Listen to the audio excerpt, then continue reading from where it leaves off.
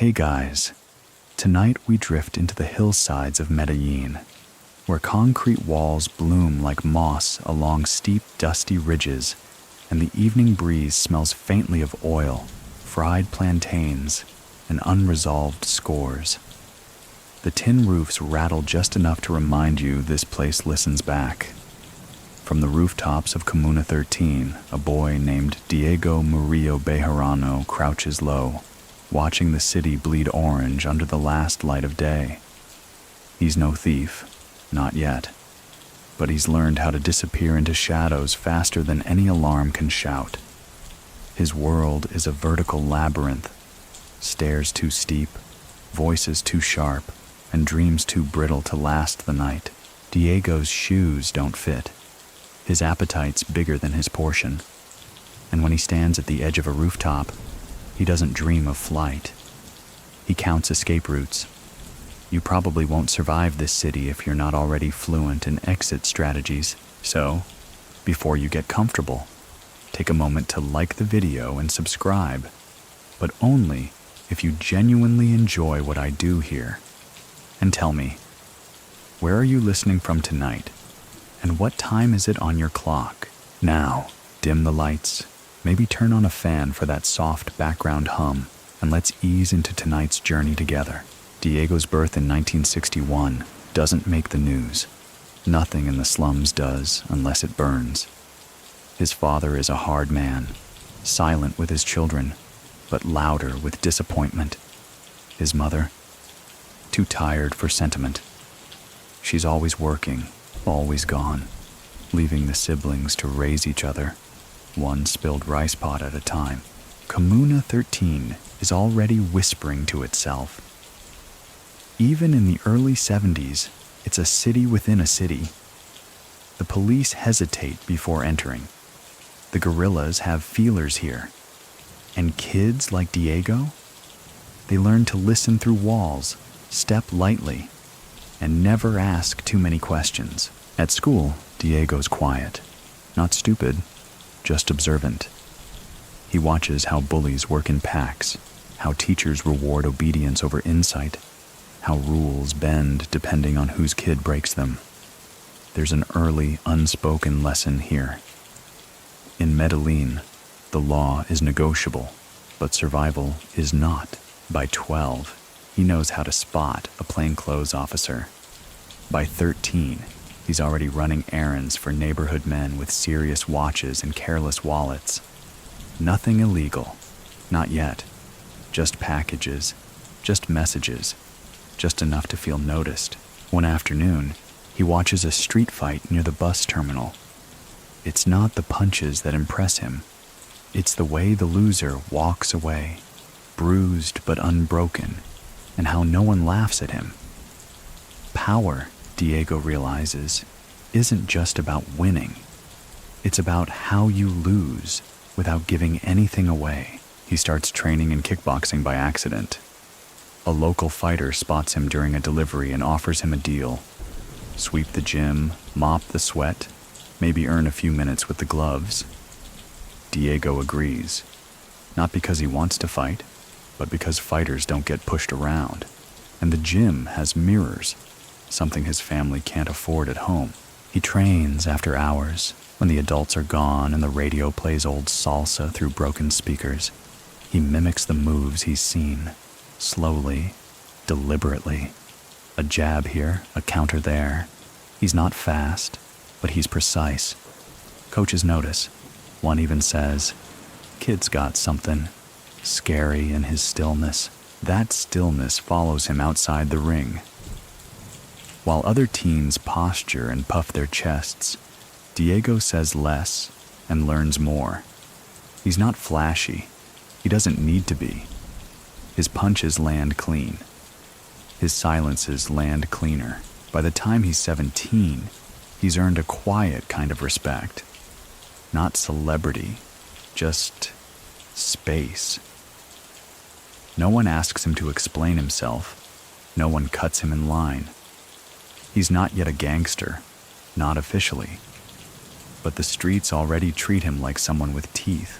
Many people still think that had Diego stayed in the ring, he might have ended up on Colombia's national kickboxing team, or even exported to a foreign gym for better prospects. So, what do you think? Would a different coach or a better gym have changed the city's future? Or was Medellin always going to carve him into something else? Around this time, Diego gets his first formal job, security detail at a nightclub off Avenida San Juan. The owner likes his quiet, no-nonsense vibe. Tourists like his shoulders. He stands at the entrance like a statue that scans faces. It's here he sees real money, not just pesos, but stacks wrapped in rubber bands. He learns who tips well, who doesn't drink what they order, who smiles too much when lying, and he notices who slips out the back with suitcases instead of women. The nightclub becomes his textbook. Through its smoky windows, he studies the drug trade's middle layer. Not the kingpins or street runners, but the brokers, the ones who make introductions, smooth over betrayals, and broker uneasy truces over champagne. He keeps his hands clean, but his eyes dirty. When someone offers him money to look the other way, he doesn't respond, just stares, long enough for them to feel uncomfortable, long enough to remember him. It's not a no, but it's not a yes either. He knows who Pablo Escobar is, of course. Everyone does. The man's face is as common as a saint's on prayer cards and walls. But Diego doesn't dream of working for Escobar. Not yet. He dreams of understanding him. How one man turns a city into a synonym for fear and ambition. One night, a drunk dealer stumbles into the club, boasting loudly about a new shipment, about flying in product through the Urabá corridor. Diego notes the names, the routes, the weight. He says nothing, but the next morning, he writes it all down, folds it into a napkin, and burns it behind the building. It's not paranoia, it's archiving. He's 20 now. His kicks are still sharp, his silence sharper, and the city around him, it's about to catch fire. Again, by the early 1980s, Medellin has a rhythm all its own, one that hums beneath official announcements and drowns out the gospel on Sunday mornings. It's a city in double exposure. Above, the police presence stiffens and politicians promise order. Below, cocaine moves like water, smoothing rough edges and flooding every crevice. Diego Murillo Bejarano, still working nights at the club, becomes a quiet fixture in that second city. He's not a celebrity. No one screams when he walks in, but the men who do scream tend to stop when he looks at them. It's the kind of respect that doesn't announce itself, just makes space when needed. He starts taking private bodyguard contracts, soft gigs really, escorting a nephew here, watching the perimeter of a party there. Most of the time he doesn't even draw his weapon. But word spreads. Berna, nickname borrowed from his mother's Basque ancestry, is calm, controlled, and not for sale to the highest bidder. He's for sale to the right bidder. One of those right bidders is tied to a rising branch of Pablo Escobar's operation. Not Escobar himself. Diego's nowhere near that circle yet. But a cousin's lieutenant's enforcer. These men don't need Diego to kill. They need him to see, to memorize routes, to judge whether a delivery boy is brave or just desperate, and to do it without ever taking center stage. His eye for patterns becomes his weapon. When others look at a corner, Diego looks at the way cars park on it over time.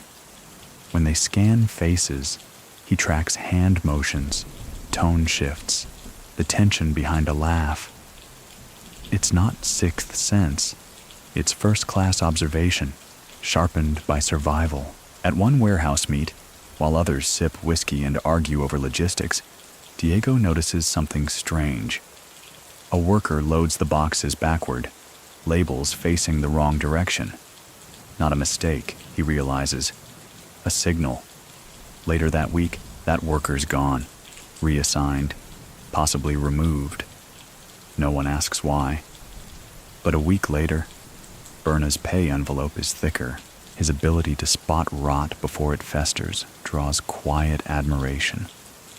Even within Escobar's increasingly paranoid sphere, Diego is viewed as neutral, a fixer, not a rival. And yet, he never feels at home there. The violence, the flash, the messy politics, it all feels too emotional, too public. Escobar plays loud. Diego prefers silence.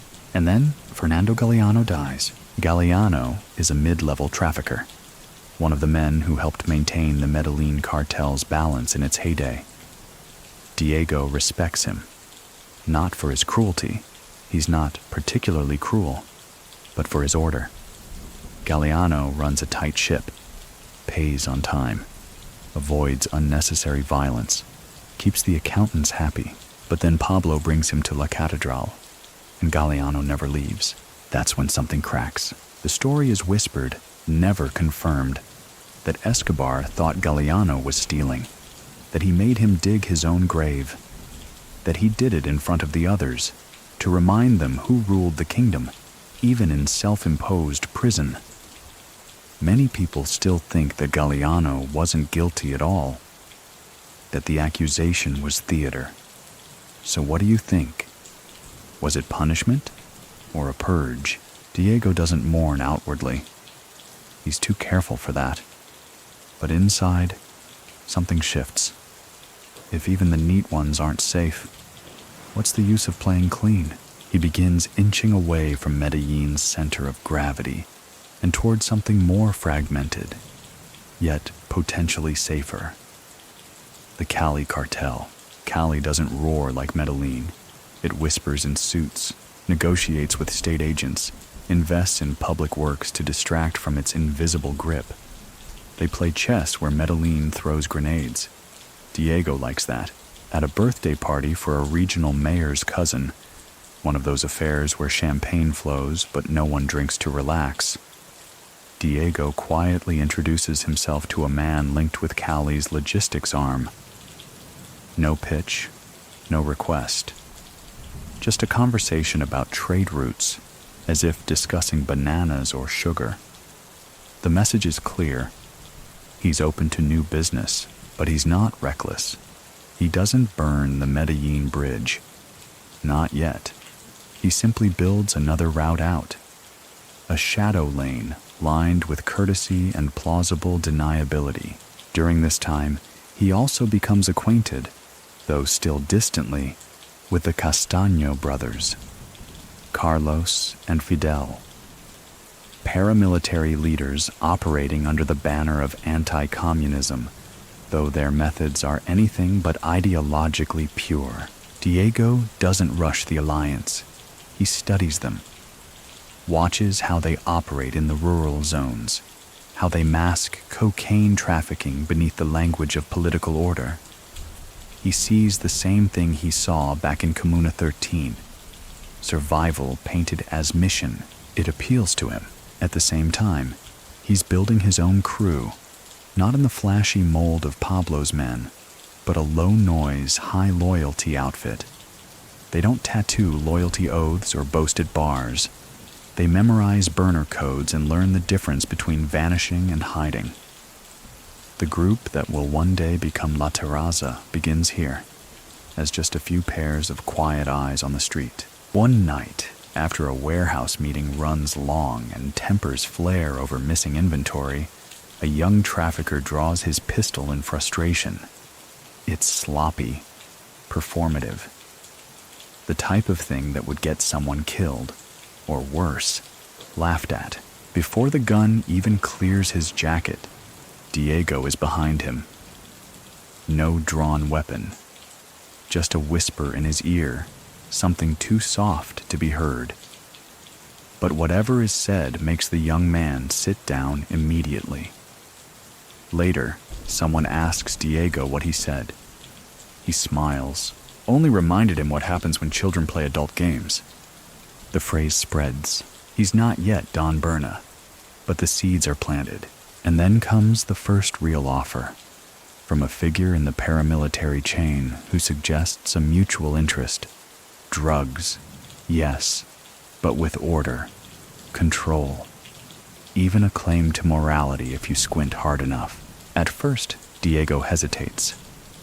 Aligning with the AUC means stepping into war zones, embracing open conflict against the guerrillas, risking attention from human rights groups and international observers. But it also means freedom from the erratic whims of kingpins. By 1994, after Escobar's death and the Medellin cartel's fragmentation, he takes the plunge. Quietly. 1 foot still in logistics, 1 foot in paramilitary coordination. Not an ideological crusader, just a man who prefers discipline to drama. He doesn't seek the spotlight. He never delivers press statements. But his name, now mostly whispered as Don Berna, begins to surface in memos and dossiers, always linked to urban stabilization efforts or post-Escobar infrastructure. Euphemisms are very useful. By the end of the decade, Diego has transitioned, no longer just a fighter, no longer just an observer. He is now something Medellin hasn't seen since Escobar's fall. A man who doesn't want to be king, but somehow controls the court. Medellin, at the turn of the millennium, feels like a city balancing on a wire strung between skyscrapers. On one side, fragile promises of civic renewal. The libraries, the cable cars, the sudden influx of tourism. On the other, the same old ghosts, sharpening their knives in the shadows of Kimuna 13.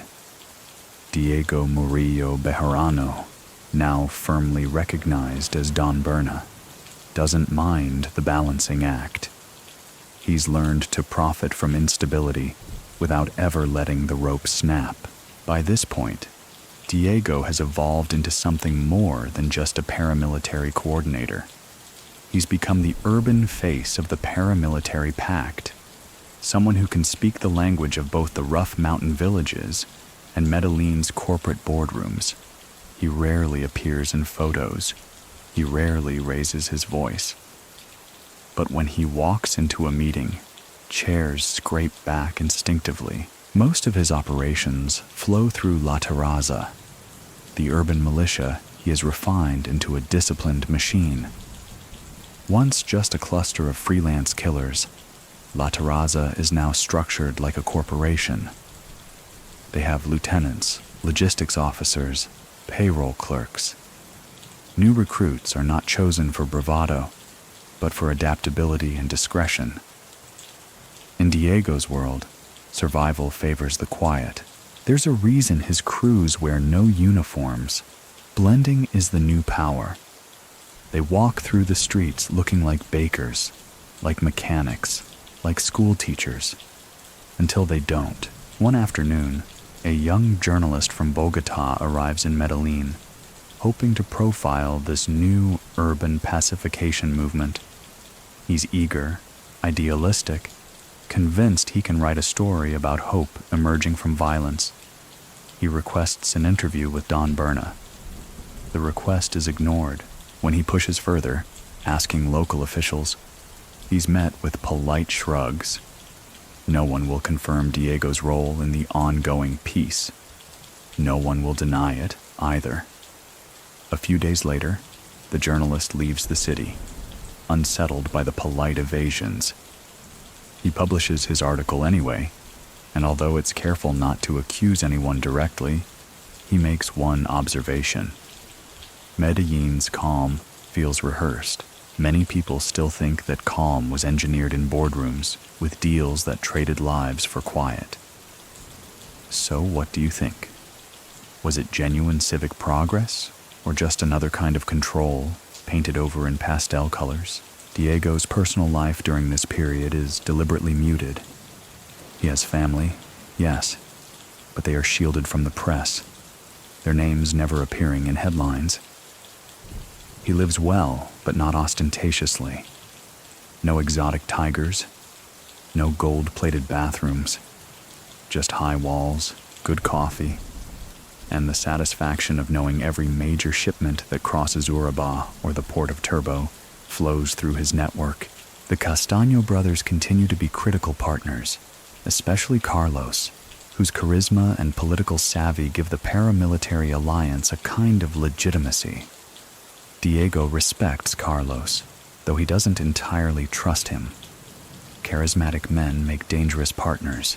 They like audiences. One rainy night, during a meeting in an unremarkable farmhouse in Córdoba, Carlos lays out a new plan. Expand the demobilization process. Bring more paramilitary fighters into the fold. Negotiate favorable terms with the government. Consolidate control. Diego listens, nods, and agrees on the surface. But later, alone, he considers what demobilization really means. Fewer fighters, more paperwork, and the risk of handing control over to bureaucrats who have never set foot in the rural zones. He files away a quiet contingency plan, just in case the political winds shift. Meanwhile, La Terraza continues to clean up Medellin's neighborhoods. Drug addicts, thieves, even suspected guerrilla sympathizers disappear overnight. Some locals appreciate the sudden drop in street crime. Others whisper about unmarked graves on the outskirts of town, but no one dares protest too loudly. The city's newfound safety has a price, and everyone knows who's collecting it. At the same time, Diego invests heavily in construction and real estate. Apartment towers sprout in once derelict barrios.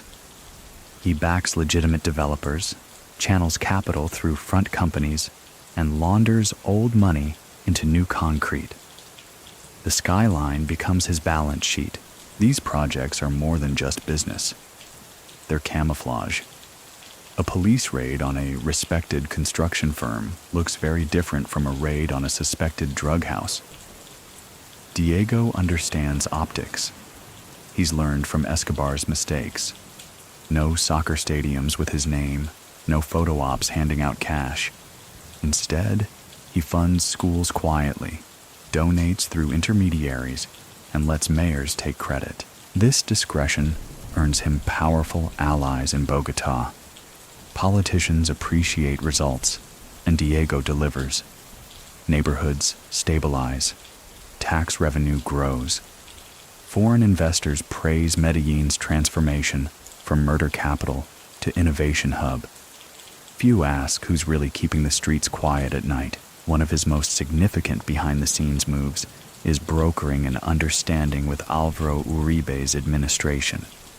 Uribe, the hardline president who rose to power promising to crush guerrilla groups, is pragmatic enough to know that the paramilitaries can be either a problem or a partner. Diego makes sure they're the latter. The details of their unspoken pact are murky, still debated by scholars and journalists. Some say Diego personally ensured that paramilitary blocs supported Uribe's re-election efforts. Others argue that the government simply turned a blind eye to Berna's operations in exchange for peace in the cities.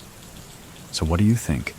Was it cynical statecraft or necessary triage in a country at war? Regardless, Diego's influence peaks during this period. He's not a household name like Escobar, but in many ways that's the point. Power without fame is harder to target. Still, danger is never far. Old Medellin cartel remnants resent his rise. FARC guerrillas view him as a mortal enemy. And even within the paramilitary world, rivals like Vicente Castano begin questioning how much control Diego really has, or should have. One evening, during a tense meeting with an urban militia leader who's fallen behind on payments, Diego delivers one of his rare outbursts. The man tries to argue, citing hard times and government crackdowns. Diego leans forward, his voice low and measured. "You're not paying me for protection. You're paying me so your children never have to see me." The man pays on time after that. By 2002, Don Berna is arguably the most influential underworld figure in Colombia. But he's also at a crossroads. The government is intensifying demobilization talks. International pressure is mounting. And Diego, ever the pragmatist, must decide whether to step further into the public process or retreat deeper into the shadows. One thing is certain: the days of quiet monopoly are ending. Forces beyond his control are beginning to rearrange the board. The first months of 2003 bring a strange mix of optimism and unease to Medellin. On the surface, the city feels safer than it has in decades. Tourists begin wandering through neighborhoods they wouldn't have dared to enter a few years earlier. International newspapers run glossy features about Medellin's miraculous rebirth. Yet beneath the fresh paint and smiling PR campaigns, there's a quiet tension. Those who know the streets can feel it. The balance that Don Berna has maintained is starting to tilt. Diego Murillo Bejarano is not a man given to panic. He knows pressure can make men sloppy, and sloppiness gets you killed. But he's aware that the government's demobilization program is accelerating, and with it comes scrutiny. Fighters are expected to lay down arms in public ceremonies, trade their rifles for paperwork, and embrace civilian life. It looks good on television, but Diego knows it's mostly theater. Many of the men supposedly demobilized still operate in the shadows, moving shipments, collecting debts, and quietly eliminating anyone who threatens the fragile order. He attends a discreet gathering at a finca outside Medellin with several regional paramilitary commanders. They sit around a large wooden table, sipping black coffee, discussing how to manage the government's demands. Carlos Castano, still the most charismatic voice in the room, argues passionately for full engagement in the peace process. "If we control it, we survive it," he says. Diego listens but remains skeptical. He knows Castano's idealism makes him predictable. Predictable men can be manipulated. After the meeting, Diego takes a slow walk through the property's perimeter with one of his most trusted lieutenants. He speaks in a low voice, almost to himself. "The government isn't asking us to change. They're asking us to disappear." The lieutenant nods silently. He doesn't need to be told what that means.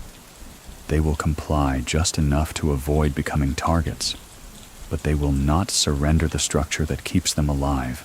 Back in Medellin, La Terraza continues to operate with ruthless efficiency.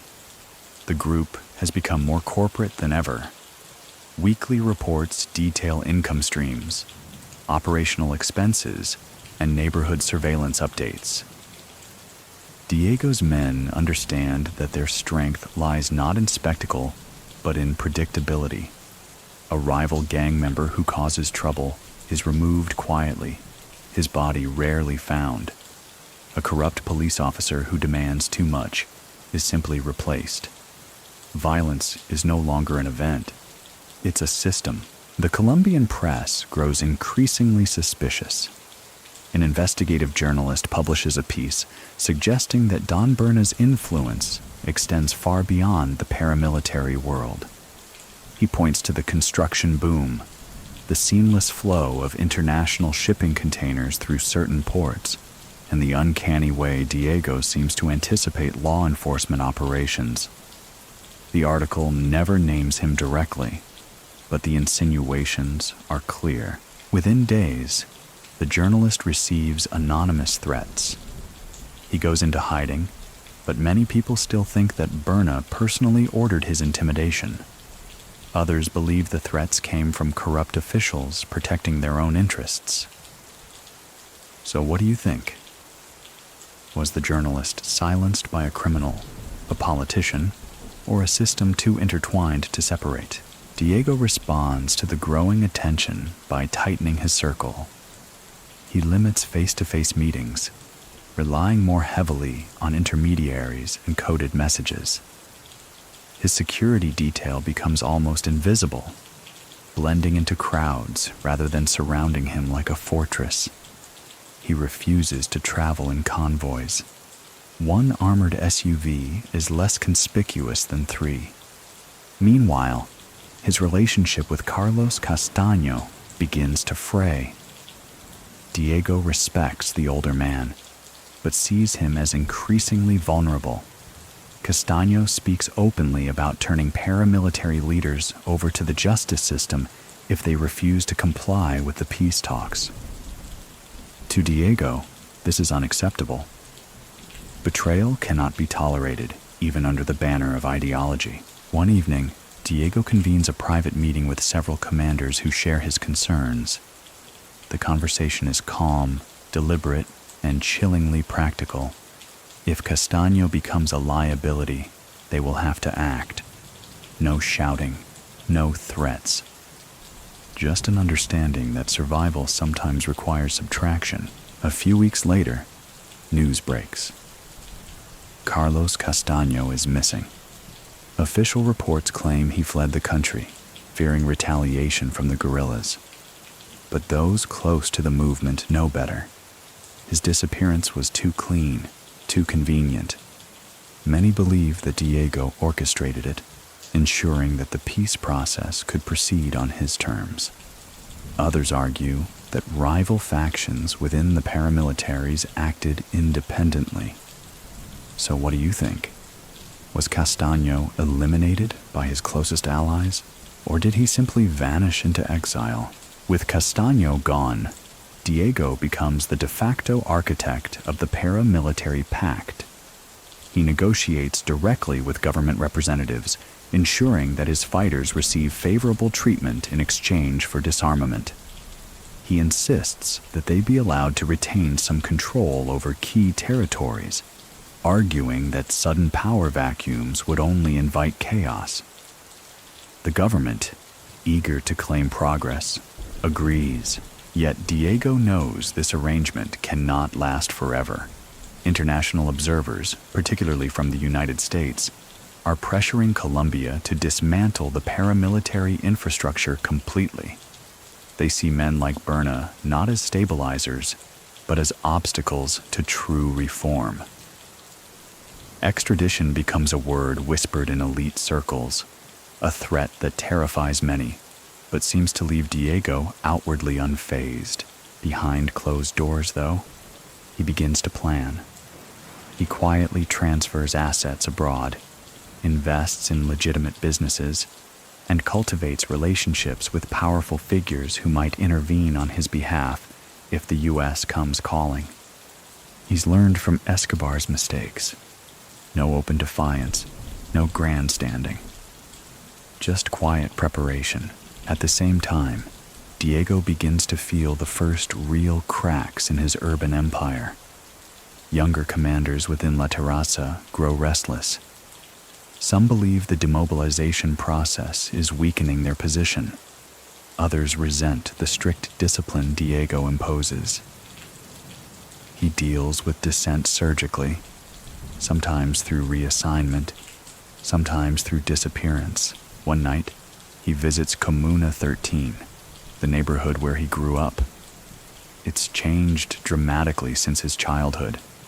The cable cars glide overhead, connecting the hillsides to the city below. Street murals celebrate peace and community. Tourists snap photos. Diego stands in the shadows, unrecognized, and wonders how many of these smiling faces understand the price that was paid for their safety. He doesn't linger. He knows that nostalgia is a luxury he cannot afford. By late 2003, Diego's influence is unrivaled. Yet he can feel the tide turning. Too many variables are beyond his control. The government's ambitions, the international pressure, the ambitions of younger rivals. He tells a close associate, "We've built something stable, but stability is only as good as the next storm." The storm is coming. He can smell it in the air, even if the rest of Medellin still believes the sun is shining. By early 2004, Diego Murillo Bejarano's empire is at its most sophisticated, yet also its most vulnerable. From the outside, Medellin looks like a success story, a city shedding its violent skin.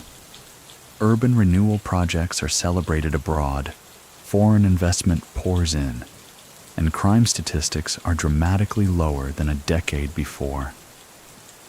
But those numbers are deceptive, because in Medellin, quiet often comes from someone pressing a hand over the city's mouth. And Don Berna's hand is the steadiest of them all. His network stretches far beyond La Terraza now. He has loyalists embedded in municipal offices, middle managers in construction companies, and seasoned lawyers who know how to make subpoenas vanish. His grip on the Urabá corridor, the key artery for cocaine shipments to the Caribbean, is absolute. Yet Diego knows that no empire lasts forever, especially not in Colombia. Too many variables, too many agendas. One such variable emerges when whispers begin circulating that Carlos Castano's disappearance was not a clean vanishing act, but a targeted removal. Many people still think Diego ordered the hit, though others argue that rival paramilitary factions moved first. The speculation doesn't bother Diego. He's long since learned that letting people believe what they fear is often more effective than denying it. But the rumors create friction among former Castano loyalists, some of whom resent Berna's growing dominance. Diego addresses the unrest with characteristic subtlety. He doesn't storm into meetings or threaten dissenters. He simply reminds them of what's at stake. At a quiet gathering with several commanders, he places a single bullet on the table. "This," he says softly, "is the price of instability. We've given our men something resembling a future. Do not throw that away for nostalgia." The message lands. Most fall back in line. Still, Diego can feel the foundation shifting. The government's demobilization program is gaining momentum, and the Colombian president, Álvaro Uribe, is under intense international pressure to dismantle the paramilitary networks completely. While Uribe has thus far played the pragmatist, understanding that men like Diego help keep the guerrillas in check, the U.S. government is far less patient. They want indictments, extraditions, clean narratives of justice. And they're watching Berna closely. In private, Diego begins taking defensive measures. He divests from some of his more visible ventures, transferring ownership to trusted proxies and shell companies abroad. He invests in Panama and Costa Rica, discreetly buying properties through cutouts. He tells his closest advisors, "We can't live in Colombia forever. There will come a day when it's better to be a ghost than a headline." But he also doubles down on his reputation as a stabilizer. When smaller gangs in Medellin clash over territory, Diego intervenes. Not with public executions or bombings, the old Medellin cartel theatrics, but with negotiations, bribes, and if necessary, discreet disappearances. He knows the government's tolerance of him is tied to one simple metric. Does he keep the city calm? If the answer is yes, his extradition clock might tick slower. One incident, however, threatens that calculus. In mid-2004, a prominent newspaper in Bogotá runs an exposé alleging that Diego's organization is still fully operational despite the demobilization agreements. The article names La Terraza and even suggests that government officials are complicit in looking the other way. The story causes a firestorm. Television pundits demand accountability. Opposition politicians accuse Uribe's administration of hypocrisy. International human rights groups amplify the pressure. Diego responds the only way he knows how, with precision. The lead journalist receives an anonymous warning, a single sheet of paper slipped under his door, listing his children's names and their school schedules. He immediately leaves the country. Many people still think Diego personally ordered the threat, but others believe it came from rogue elements trying to protect their own positions. So, what do you think? Would Berna risk drawing more attention to himself with such a move? Or is he simply too careful for that? Behind the scenes, Diego increases his coordination with government liaisons. He knows Uribe's administration doesn't want him exposed, at least not yet. The paramilitary's demobilization is the president's signature achievement, and admitting that Berna's network still thrives would tarnish that narrative. So for now, Diego remains useful. He's careful not to mistake usefulness for safety. Meanwhile, he begins to notice cracks forming within La Terrazza. Younger members, who never knew the chaos of the Escobar years, grow restless. They see Diego as overly cautious, too willing to make concessions to the government. Some flirt with rival factions, tempted by promises of fast money and greater autonomy. Diego handles the situation delicately. He promotes loyalists into leadership roles and quietly removes those who can't be trusted. The removals are never public, never messy. But everyone notices. One evening, Diego walks through Kimuna 13 under heavy rain, visiting a community center his foundation helped finance. Children play soccer on a brightly lit field, oblivious to the history of bloodshed beneath their feet. He watches silently from the sidelines, knowing that these projects buy him goodwill, both from the locals and the press. But he also knows they're no guarantee. These fields, he murmurs to a bodyguard, are built on bones, and bones have a way of resurfacing. In Bogota, political conversations about extradition intensify. The U.S. has made it clear they want Berna and other top paramilitary leaders to face trial for drug trafficking charges.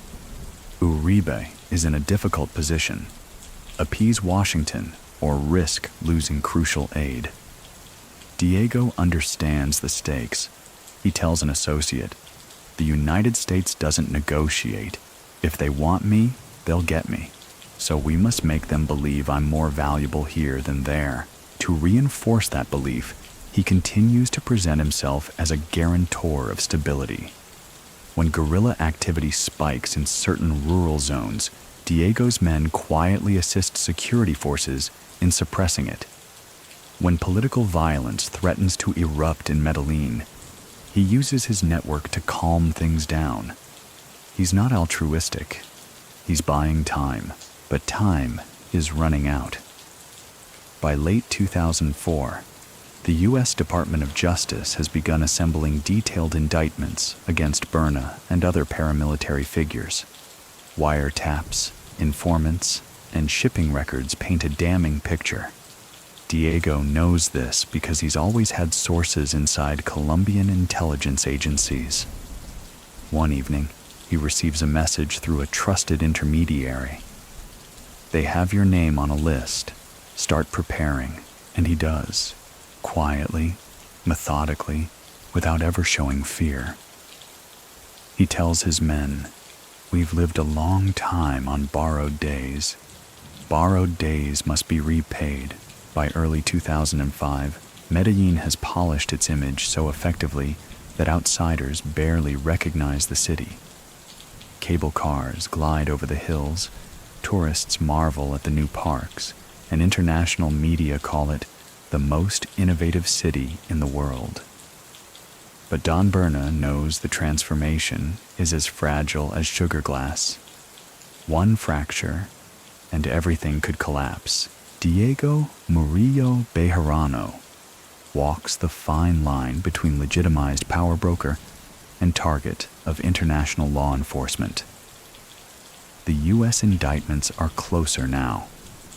His sources inside the Attorney General's office confirm that Washington has already sent extradition requests for several paramilitary commanders. He is not named publicly yet, but he doesn't need to be. He knows his turn is coming. To the public eye, Berna is fully engaged in Colombia's peace process. He attends closed-door demobilization meetings, flanked by lawyers and community representatives. Cameras capture him at official ceremonies where paramilitary fighters lay down arms in front of government officials. He smiles politely, shakes hands, and lets the president's aides point to him as proof the program is working. Privately, he is unconvinced. Many of the men who demobilize return to the same streets, now working under new names and slightly rebranded structures. La Terraza is officially dissolved, but its remnants morph into splinter groups that continue trafficking, extorting, and enforcing under the radar. Diego doesn't micromanage their operations. He simply ensures they remain loyal to him. Demobilization, he tells a lieutenant, is just reorganization with better PR. This arrangement works for a time. Medellin stays calm, crime rates remain relatively low, and the government can boast about progress. But Diego knows that Washington doesn't care about calm. They care about cocaine tonnage, wire transfers, and the optics of justice. He begins shifting more of his financial operations overseas, using Panamanian banks and European shell companies.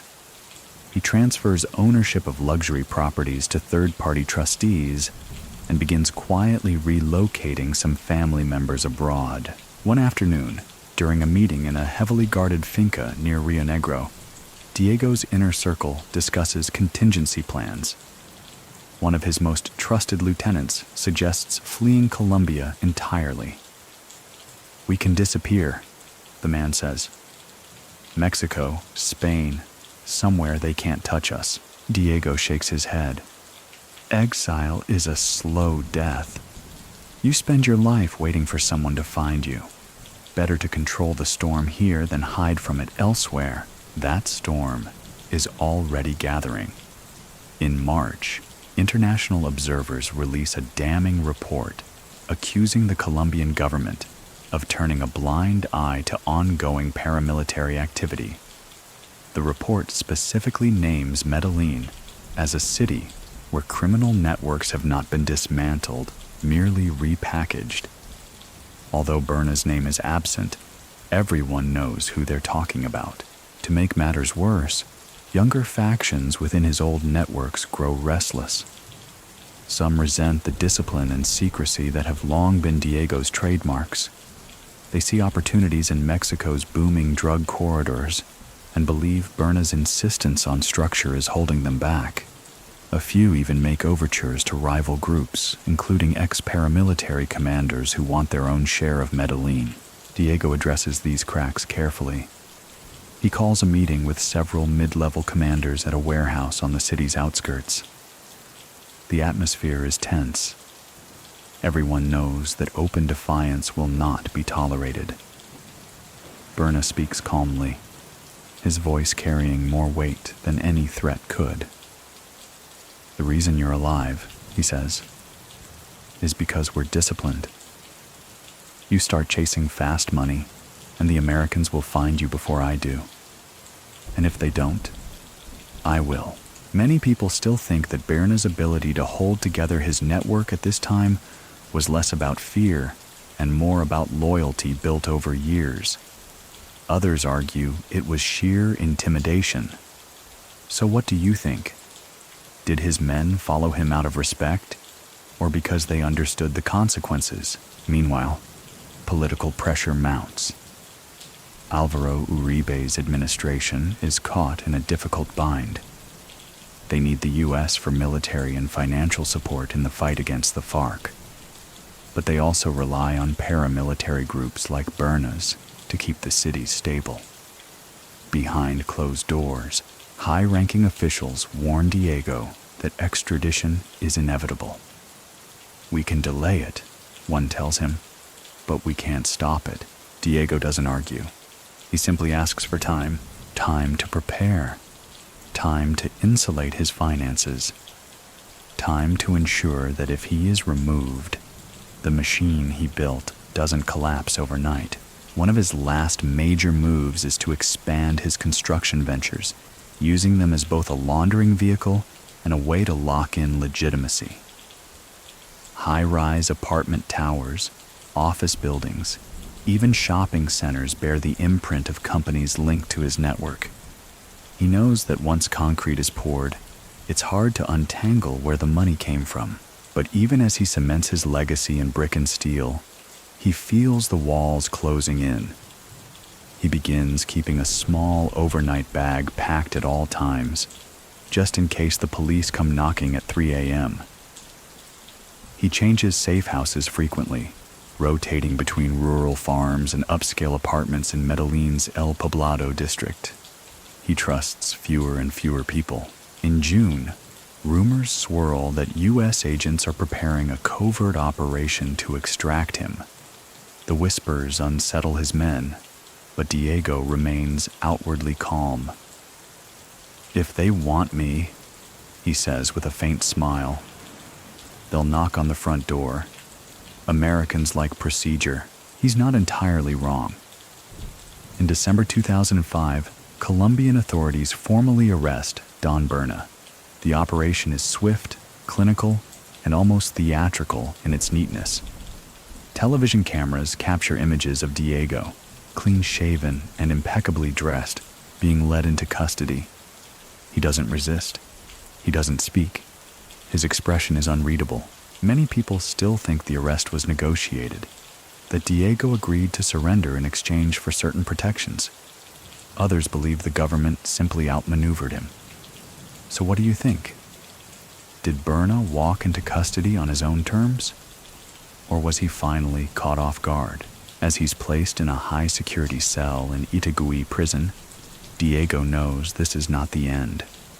He still has influence, he still has assets, and he still has secrets that powerful people in Bogotá and Washington would prefer stay buried. The question is how long he can hold on to them. Itagüí prison doesn't look like a grave, but Diego Murillo Bejarano knows better. The concrete walls are thick, the routines rigid, the guards faceless behind mirrored sunglasses. The place is designed to crush egos and sever old ties. But Don Berna has no intention of being crushed, and as for ties, his run deep enough that even steel bars can't cut them. He arrives at the high-security facility in December 2005 with a faint smirk, almost amused by the cameras capturing his every move. To the public, this is a victory. The architect of Medellin's urban paramilitary order, finally behind bars. To Diego, it's simply a shift in location. His network remains intact, and he's already thinking about how to wield influence from within. His first order of business is securing survival inside the prison.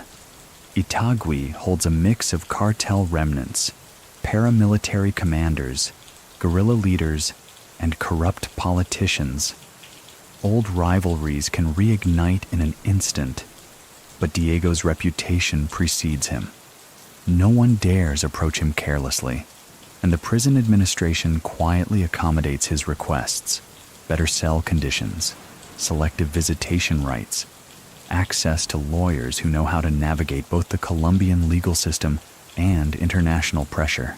From his cell, Diego begins to re-establish control. He sends coded messages through visiting lawyers and trusted relatives.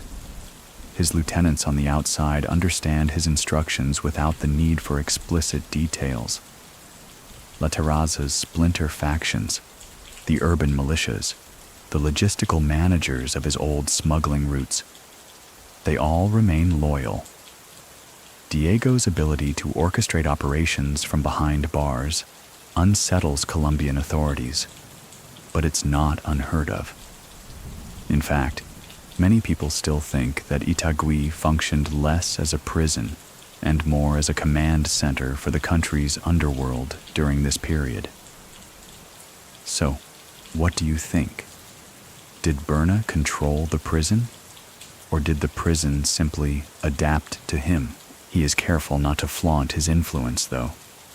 Unlike Pablo Escobar's flamboyant antics at La Catedral, Diego maintains the appearance of a compliant inmate. He attends required hearings, makes polite statements to the press about his commitment to the peace process, and allows the government to present his incarceration as proof that Colombia is serious about dismantling paramilitary networks. Behind the scenes, he continues to build alliances with politicians and senior security officials who benefit from his discretion. In early 2006, he uses his contacts to facilitate an agreement between several demobilized paramilitary blocs and the government. The deal helps prevent a surge of violence in Medellin, which could have embarrassed the administration. Uribe's aides are grateful.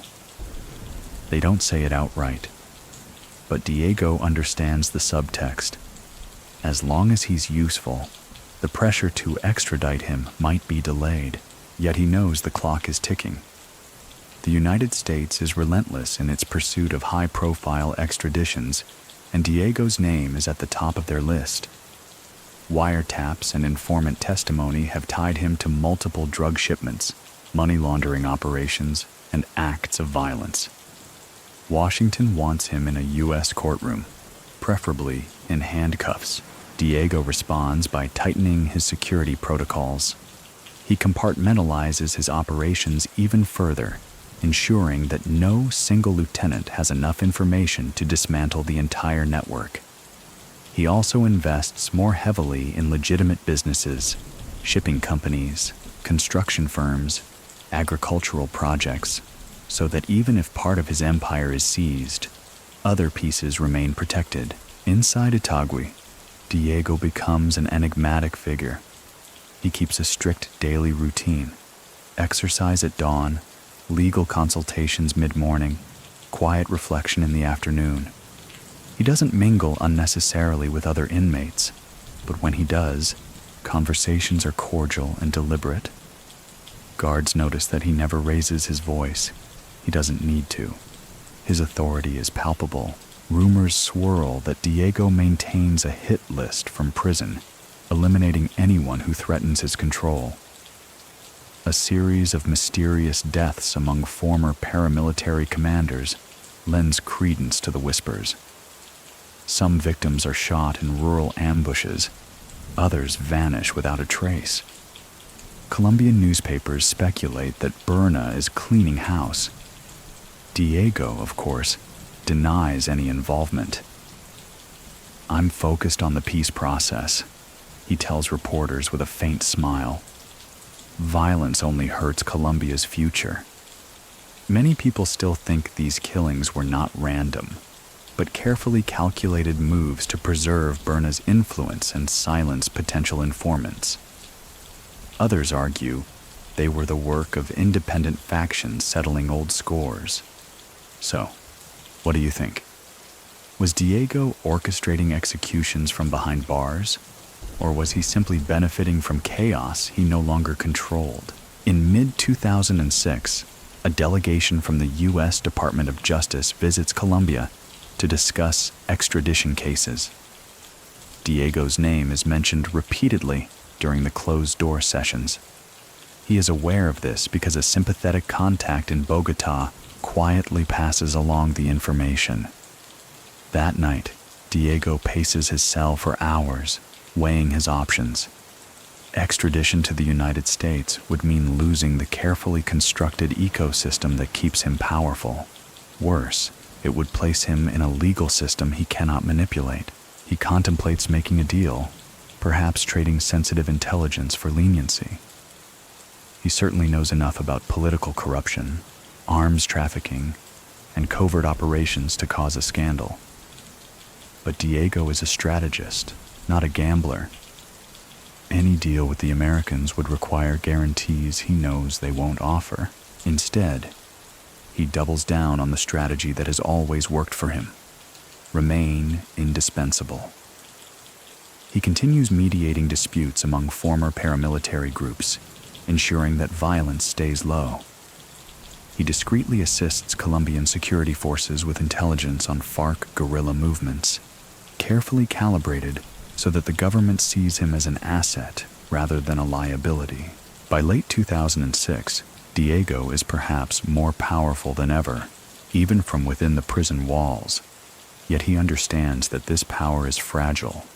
All it takes is one shift in political winds, one scandal too big to ignore, and he could be on a plane to Miami in shackles. One evening, during a rare moment of candor with a trusted visitor, he says, "Prison is a waiting room.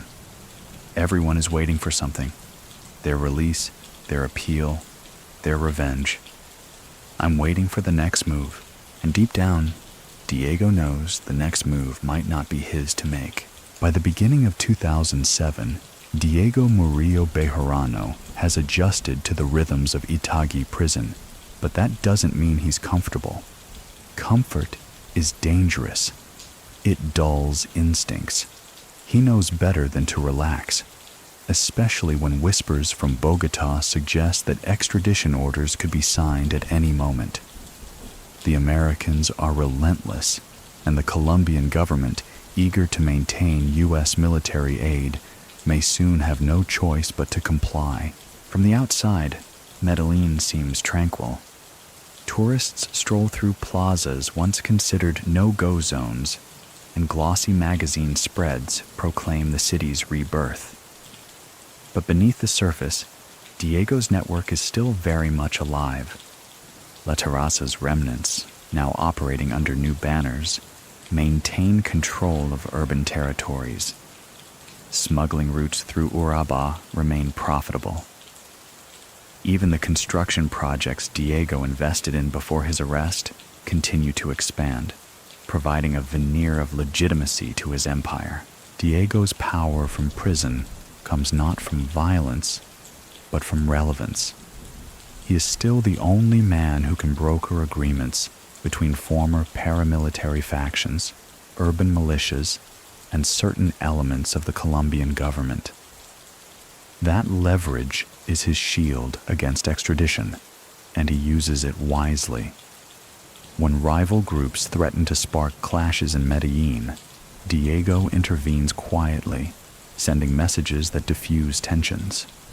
When former fighters express discontent with their demobilization benefits, he helps mediate new arrangements, yet his grip is not absolute.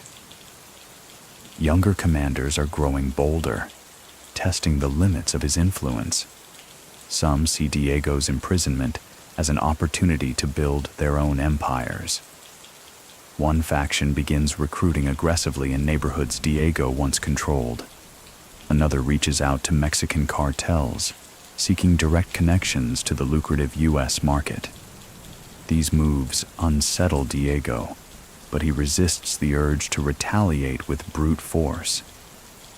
"Violence is a signal," he tells a visitor. "It tells the world you've lost control. I'm not ready to send that signal." He's right to be cautious. Colombian intelligence agencies are watching closely for any indication that Berna is still orchestrating criminal activity from his cell. International observers are demanding more transparency in the demobilization process. And Washington, impatient as ever, continues to push for extraditions. In April 2007, several high-profile paramilitary commanders are quietly put on a list for immediate transfer to the U.S. Diego's name is rumored to be on the next list.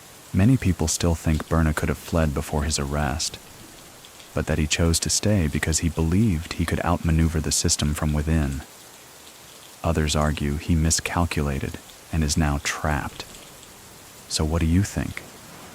Was Diego playing a longer game? Or did he underestimate the forces aligned against him? Inside Itagüí, he adopts an even lower profile. He limits visitors, restricts his communications, and ensures that any instructions he sends to his network are layered through multiple intermediaries.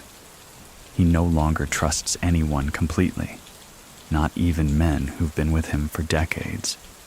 Too many paramilitary leaders have been betrayed by their inner circles, usually by someone they once considered family.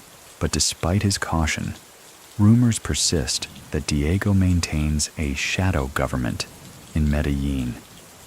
Local officials continue to look the other way when certain shipments pass through the ports.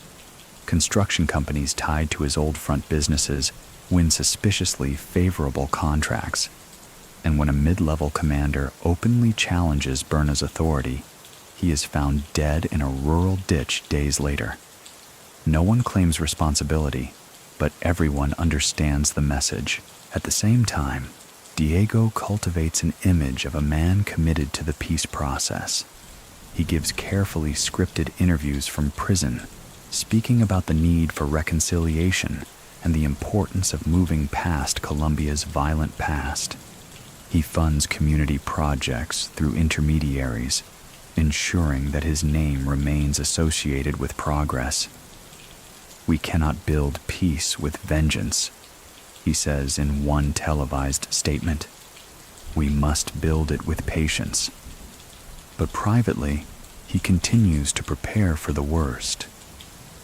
He begins negotiating quietly with U.S. attorneys through back channels, exploring the possibility of a plea deal should extradition become inevitable. He offers intelligence on drug routes, guerrilla leaders, and even corrupt Colombian officials, though he never names names directly. He's testing the waters, gauging how much his knowledge is worth. One evening, Diego receives a coded message from a trusted contact in Bogotá. The decision is close. Days, not months.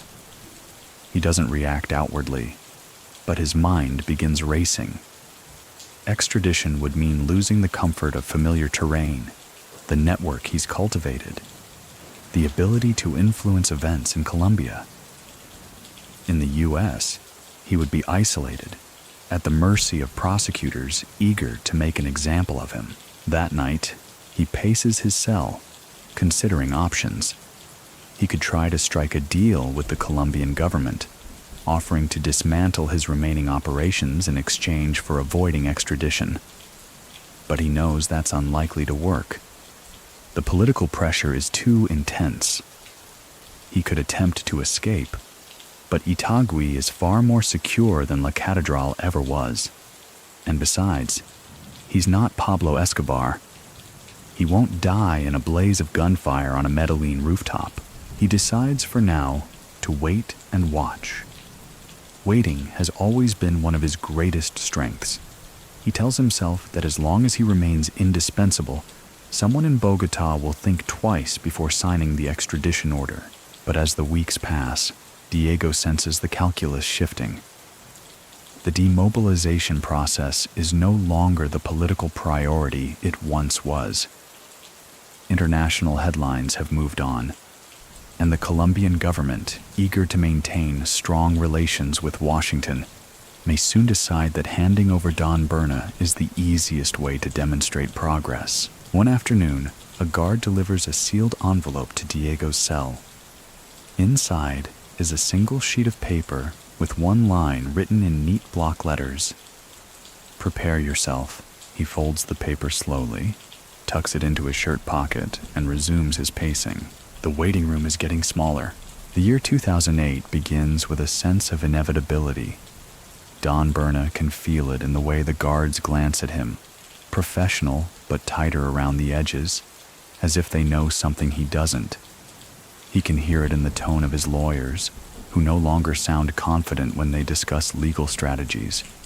And he can see it in the sudden way politicians who once leaned on his influence now avoid any direct association.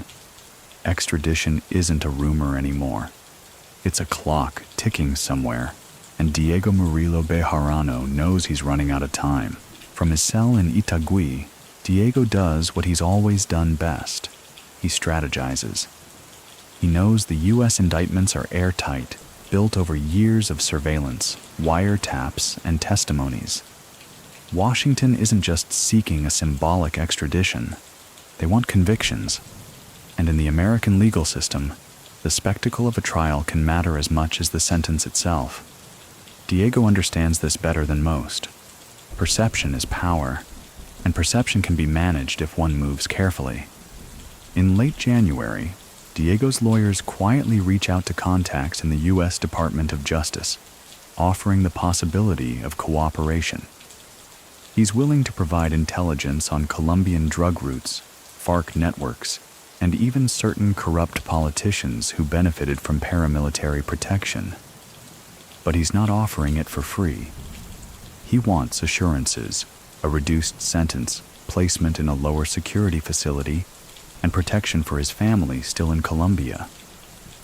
The Americans listen, but remain deliberately vague. "We'll consider everything," they say, which Diego knows means nothing is guaranteed. Meanwhile, his influence inside Itagüí remains strong, but it's no longer absolute. Younger inmates whisper that Berna's time is up, that his extradition will leave a power vacuum to be filled. Some of these whispers make it to Diego's ears, and he reacts with quiet decisiveness. Two of the loudest voices are transferred unexpectedly to distant prisons, their complaints buried under bureaucratic paperwork. A third is found dead in his cell, officially ruled a suicide. Many people still think Diego ordered the death, but others believe it was simply a message from rival factions who see opportunity in chaos. So, what do you think? Did Berna silence a threat, or was someone else playing their own game? On the outside, Medellin's streets remain deceptively calm. Berna's lieutenants are still operating, though their power is more fractured than before. La Terraza's successor factions control their territories with the same precision Diego once enforced, but they're beginning to act independently. Some are forging ties with Mexican cartels, sensing that Colombia's balance of power is shifting north. Diego watches all of this from afar, unable to intervene directly, but still sending the occasional instruction through his trusted intermediaries. One night, while meeting with his lawyers in the prison's consultation room, Diego leans back in his chair and says quietly, "If I'm taken out of Colombia, the whole arrangement collapses. No one will hold this city together." His lawyers nod, understanding the truth of the statement. Medellin's stability has long depended on invisible agreements, and Diego has been the linchpin. But they also know that such arguments won't sway Washington.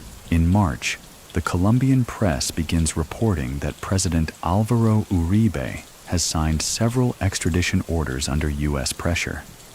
The names are kept secret, but insiders confirm that top paramilitary commanders are on the list. Diego assumes he's one of them. He begins making contingency plans for his network, instructing his lieutenants to shift operations further underground and to maintain loyalty even if he's removed. "Do not panic," he tells them through intermediaries. "We've survived worse," but he can't ignore the gnawing reality. Once in the U.S., his ability to direct anything will diminish dramatically. He knows he can still trade information for leniency, but he also knows that every piece of intelligence he gives up will cost someone their life or their freedom. And once he runs out of valuable secrets, his usefulness will end. The stress begins to weigh on him physically. He loses weight, sleeps less, and spends hours pacing the narrow strip of floor in his cell. Guards notice he's more contemplative than usual, but he never lets his composure slip. Even now, with extradition looming, Diego refuses to give anyone the satisfaction of seeing fear. In April, he receives a coded message from a trusted contact in Bogotá. List confirmed.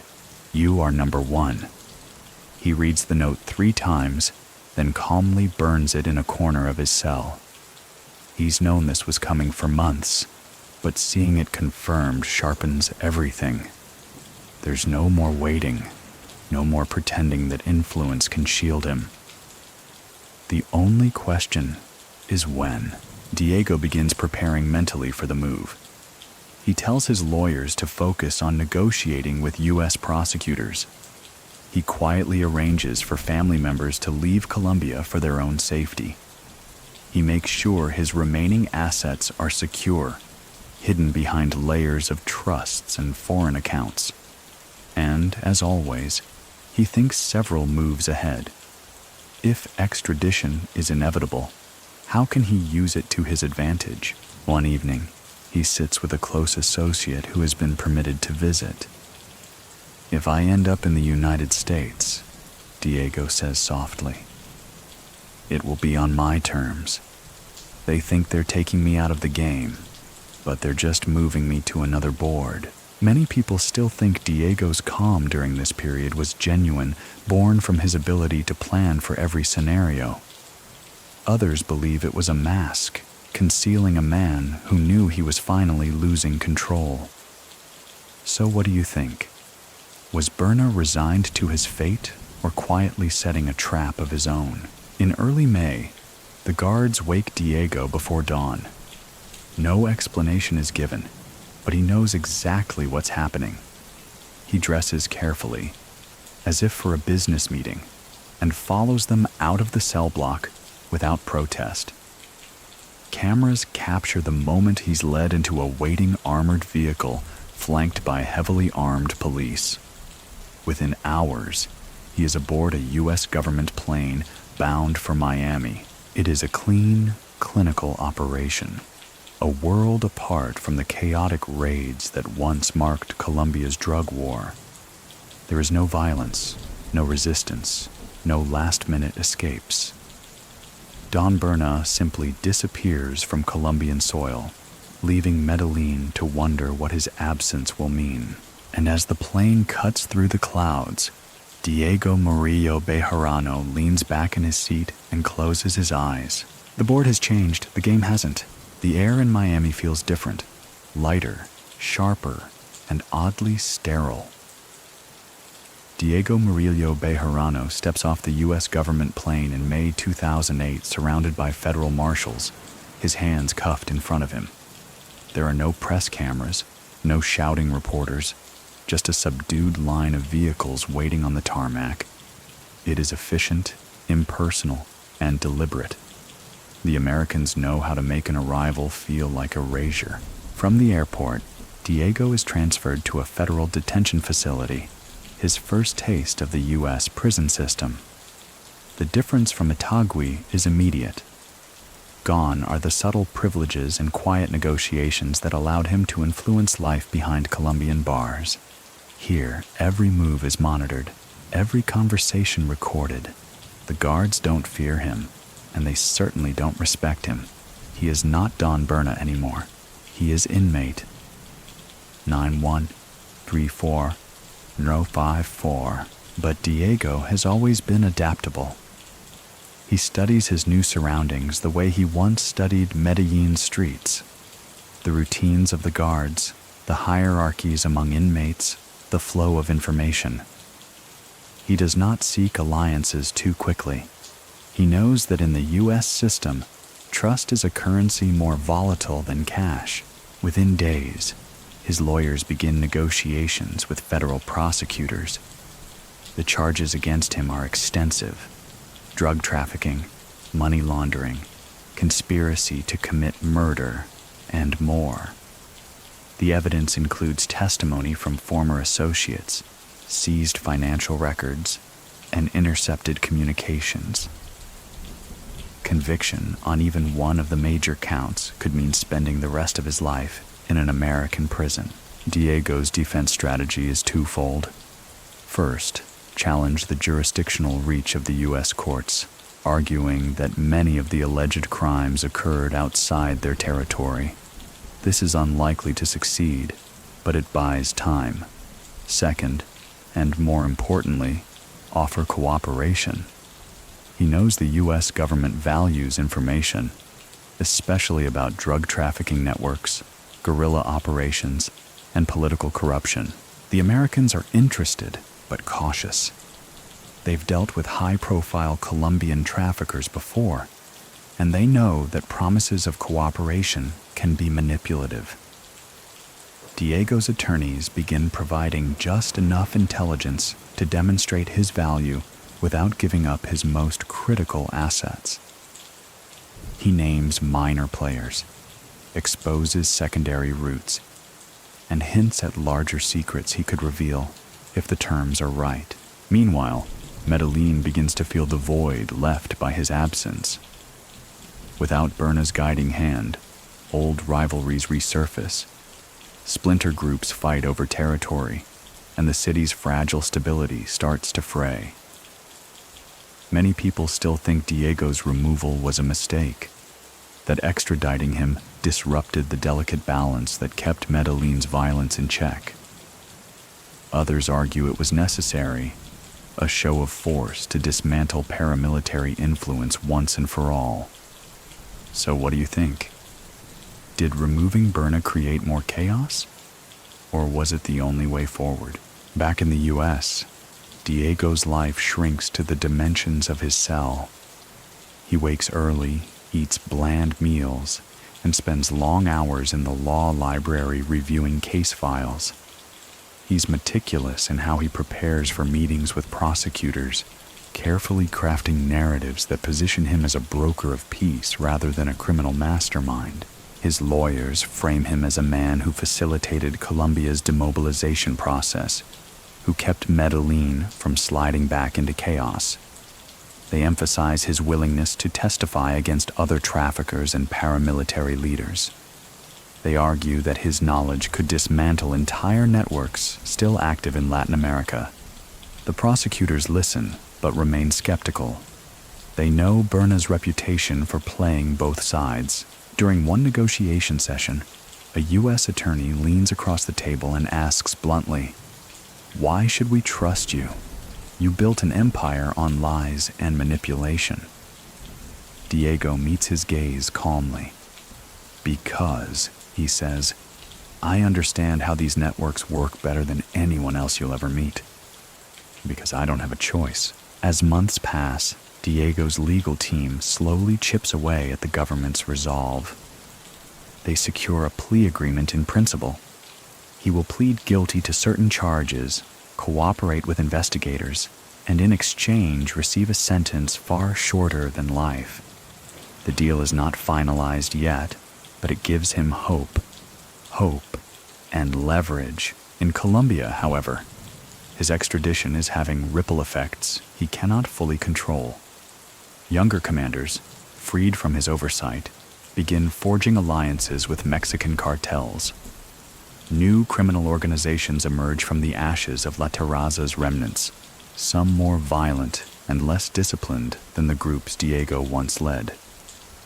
Even as he tries to present himself as a reformed figure in U.S. courtrooms, he knows that his name is still whispered in Medellin, sometimes with reverence, sometimes with resentment. One night, Diego's lawyers bring troubling news.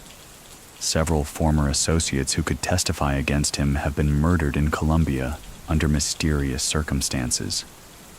The prosecutors suspect Diego's network is still active, eliminating potential witnesses.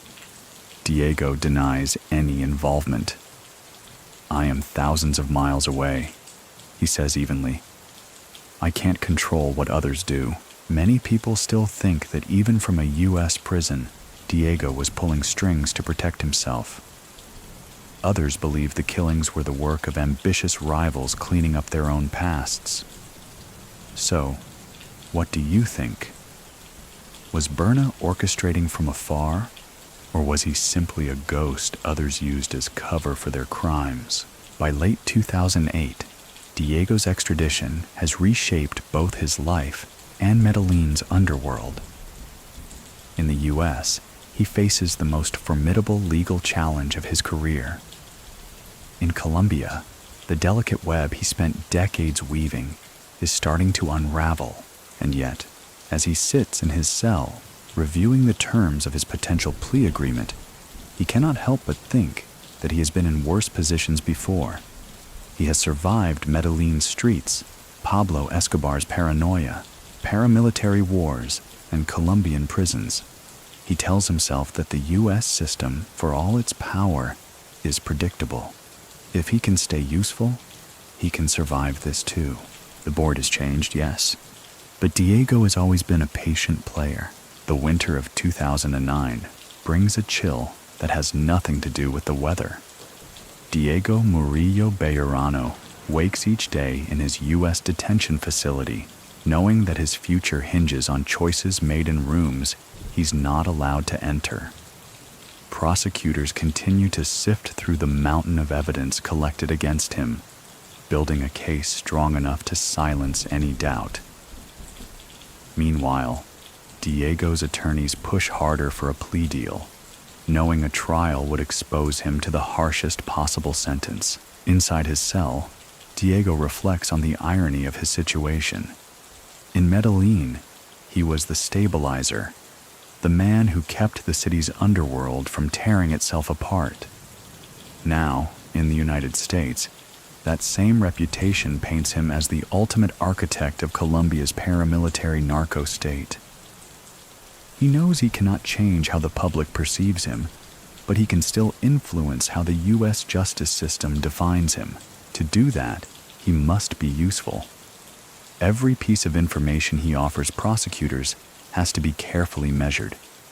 He gives up minor routes first, ones already compromised by previous seizures, then begins naming intermediaries in European and Central American networks. He offers background on certain Mexican cartel alliances, enough to interest the DEA without betraying core loyalties. He even hints at explosive intelligence about corruption in Colombian politics, though he withholds specifics until he knows what the Americans will give in return. The prosecutors aren't easily impressed. They've seen this pattern before. Traffickers dangling information to buy time. "We need verifiable results," one U.S. attorney tells Diego during a negotiation session. "Names we can act on. Networks we can dismantle. Not just stories." Diego nods and adjusts his strategy. He starts producing actionable intelligence, carefully selected to maximize his value without decimating the remnants of his network. Within weeks, DEA agents conduct raids in Florida, Texas, and Panama, seizing shipments and arresting low to mid-level traffickers. Each success strengthens Diego's bargaining position, but he's not blind to the cost. Every name he gives up increases the risk of retaliation against his family and loyalists still in Colombia. He quietly arranges for several relatives to relocate to safer countries, using old contacts to secure new identities. He also instructs his closest lieutenants to operate independently if they must, knowing his extradition has already weakened their cohesion. Medellin, meanwhile, is shifting in ways Diego cannot fully control. With Berna gone, the city's underworld is increasingly fragmented. Factions once kept in line by his discipline are now fighting openly. Mexican cartels exploit the instability, using Colombian intermediaries who are more reckless than Diego ever allowed. Violence begins to creep back into neighborhoods that had been stable for years. Many people still think this resurgence of violence proves that Berna was a necessary evil, that his presence kept Medellin from descending into chaos. Others argue the city's current troubles are the direct result of the paramilitary structures he built. So what do you think? Was Diego a stabilizing force, or the architect of the very instability now tearing the city apart? As Diego navigates his legal battle, he also contemplates his legacy. He knows he will never return to Colombia as a free man. Even if he survives his U.S. sentence, The landscape there will have changed too much. The old loyalties will have frayed, and new players will have taken his place. He thinks often of Kimuna 13, the neighborhood where he grew up, and wonders if the children playing soccer there today know how many invisible wars were fought to secure their streets. In early 2009, Diego finally agrees to a comprehensive plea deal. He pleads guilty to drug trafficking and money laundering charges, acknowledging his role in shipping tons of cocaine to the United States over decades. In exchange, prosecutors agree to drop certain counts and consider a reduced sentence based on the extent of his cooperation. The agreement is formalized in a federal courtroom, where Diego, dressed in a plain khaki jumpsuit, answers the judge's questions with quiet precision. After the hearing, one journalist describes him as serene, noting how he never once raised his voice or looked rattled. But Diego's mind is already elsewhere. He knows the plea deal buys him time and perhaps a shorter sentence, but it doesn't erase the threat to his network or his family. He must continue to manage both, even from behind bars. The months that follow are marked by a steady stream of debriefings with U.S. authorities.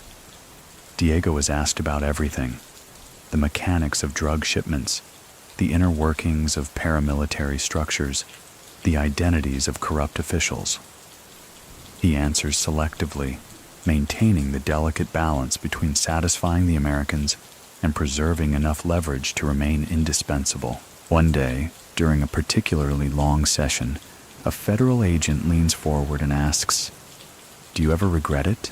The power, the violence, the lives destroyed?" Diego pauses, considering the question. "Regret is for men who think they had a choice," he says finally. "I made the choices I had to make. If you think you'd have done it differently, you've never stood where I stood." The agent doesn't respond. There's nothing to say. Many people still think that Diego's plea deal was a masterstroke, allowing him to preserve his influence while avoiding a life sentence.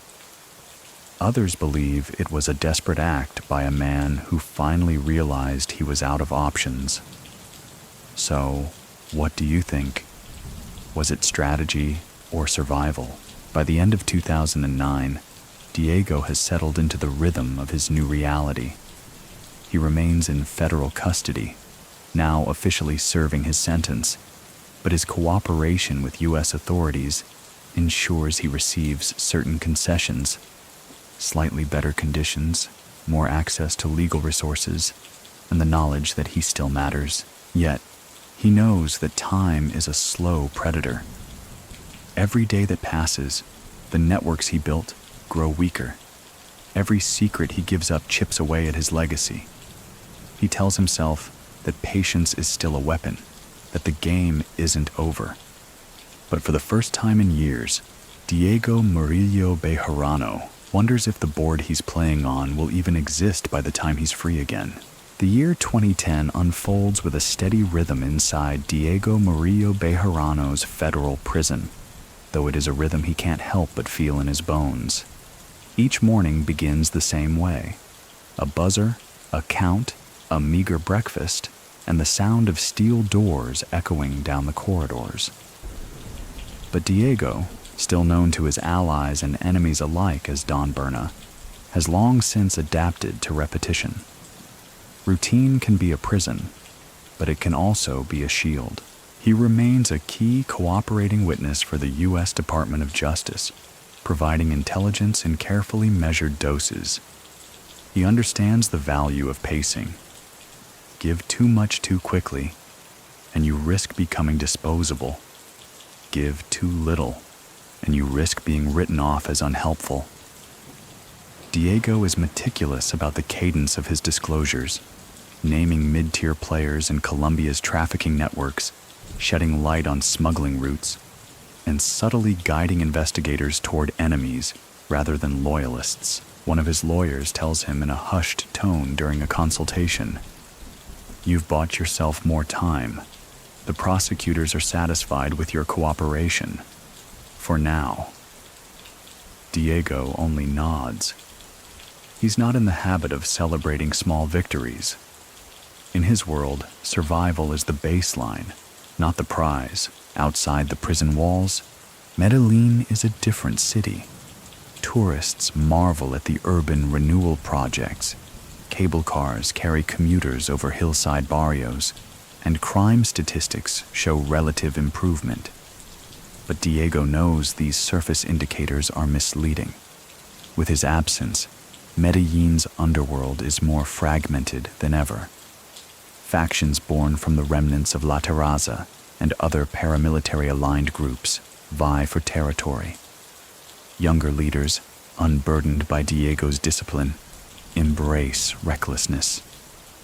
Mexican cartels, particularly the Sinaloa and the Zetas, exploit the chaos, sending emissaries to forge direct partnerships. Many people still think that Berna's removal was a mistake, that his presence, however criminal, kept a lid on violence and maintained a delicate balance in Medellin's criminal ecosystem. Others argue his departure was a necessary step to dismantle the paramilitary structures he helped build. So what do you think? Was Diego's extradition the cause of the current instability, or simply the inevitable unmasking of structures he had kept hidden? News of Medellin's renewed turbulence reaches Diego regularly, often through coded messages smuggled in by visitors or whispered during tightly monitored phone calls. He rarely responds directly, but his mind is always working. He understands that power is a story, and if that story fades, so does influence. He can't be seen as irrelevant. This is why, even from his cell, Diego still projects control. Some of his oldest lieutenants operate as though his word remains final. When disputes erupt between rival factions, his name is invoked as a potential arbiter. Even prosecutors and Colombian officials recognize that his opinions, when expressed discreetly, can still calm or ignite entire neighborhoods. But cracks are forming. Several of Diego's trusted associates in Colombia are killed under mysterious circumstances. Others vanish altogether, either absorbed into rival organizations or fleeing the country. Each loss chips away at the network he spent decades building. Diego hides his concern behind an impassive mask, but in private, he feels the slow erosion of his empire like water wearing down stone. One afternoon, during a debriefing with federal agents, Diego is shown photos of Medellin crime scenes. The agents, perhaps trying to elicit more cooperation, tell him that his absence has created a power vacuum. Diego doesn't flinch. "If you think removing me was the solution," he says calmly, "then you still don't understand Colombia. This isn't about one man. It never was." He's right, of course. Medellin's instability is bigger than him now. The armed structures that rose from the ashes of the paramilitary demobilization, the so-called BACRIM, Bandas Criminales Emergentes, are multiplying. They operate with a level of impunity that makes Diego nostalgic for the days when order, however brutal, was enforced. At the same time, U.S. prosecutors push Diego for more information on corrupt Colombian officials who colluded with paramilitary groups. Diego treads carefully. Naming the wrong person could expose his family to retaliation or burn potential lifelines he may one day need. But he also knows that the Americans expect results. One evening, he sits in his cell, reviewing a mental map of his old network. He pictures each node, each ally, each enemy, and considers how they connect. He realizes that time is no longer his greatest asset. Time is erasing the web he once controlled. Many people still think that Diego was orchestrating Medellin's underworld even from his U.S. cell. Others argue that his power was fading faster than he admitted, that his myth was larger than his actual reach by this point. So, what do you think? Was Berna still pulling strings, or was he simply a ghost whose shadow frightened people into obedience? In the spring of 2010, Diego is informed that prosecutors are preparing to finalize their sentencing recommendation. His cooperation has earned him concessions, but he will still serve a significant term. His lawyers present him with options: file motions for leniency, push for additional reductions. But Diego listens quietly and then says, "Do what you can. I'll adapt." He knows adaptation is the only reason he's survived this long. It's what carried him from the rooftops of Kimuna 13 to the upper echelons of the Medellin cartel, through paramilitary alliances and Colombian prisons, and now into the heart of the U.S. justice system. But even as he prepares for the next chapter of his sentence, Diego can't shake a lingering thought. The board is changing again, and for the first time, he's not sure if he has enough pieces left to keep playing. By late 2010, Diego Murillo Bejarano's world has narrowed to the regimented life of a U.S. federal inmate.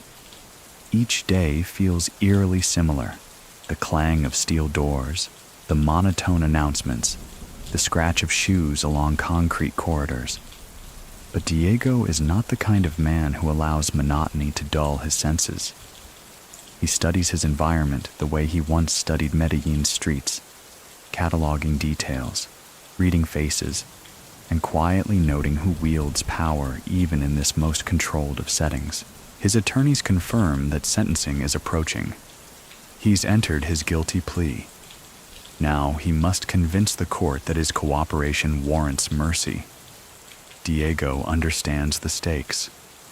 A long sentence could leave him behind bars for the rest of his life, effectively erasing any hope of returning to Colombia. And though returning might be a distant dream, he's not ready to give up the idea entirely. He meets frequently with U.S. prosecutors, feeding them a steady stream of intelligence. He's learned to frame his information as indispensable: background on Colombian trafficking networks, details about weapons smuggling through Central America, and, most tantalizingly, hints of connections between Colombian officials and international money laundering schemes. He never gives too much at once, though. He parcels it out in carefully curated packages, ensuring that prosecutors always believe there's more to come. One agent presses him during a session. "You've told us about your enemies, Berna. But what about your friends? The ones in high places who helped you stay untouchable all those years?" Diego's gaze is steady. "Those friends," he says quietly, "are the reason Medellin didn't burn down completely. If I tell you their names, you won't thank me. You'll unleash chaos." The agent doesn't respond. He knows Diego isn't bluffing. Meanwhile, word from Medellin paints a grim picture. The Bakrim, the emergent criminal bands born from the splintered paramilitary structures, are locked in a series of brutal turf wars. Former allies of Diego are now bitter enemies, fighting for control of smuggling routes and urban territories.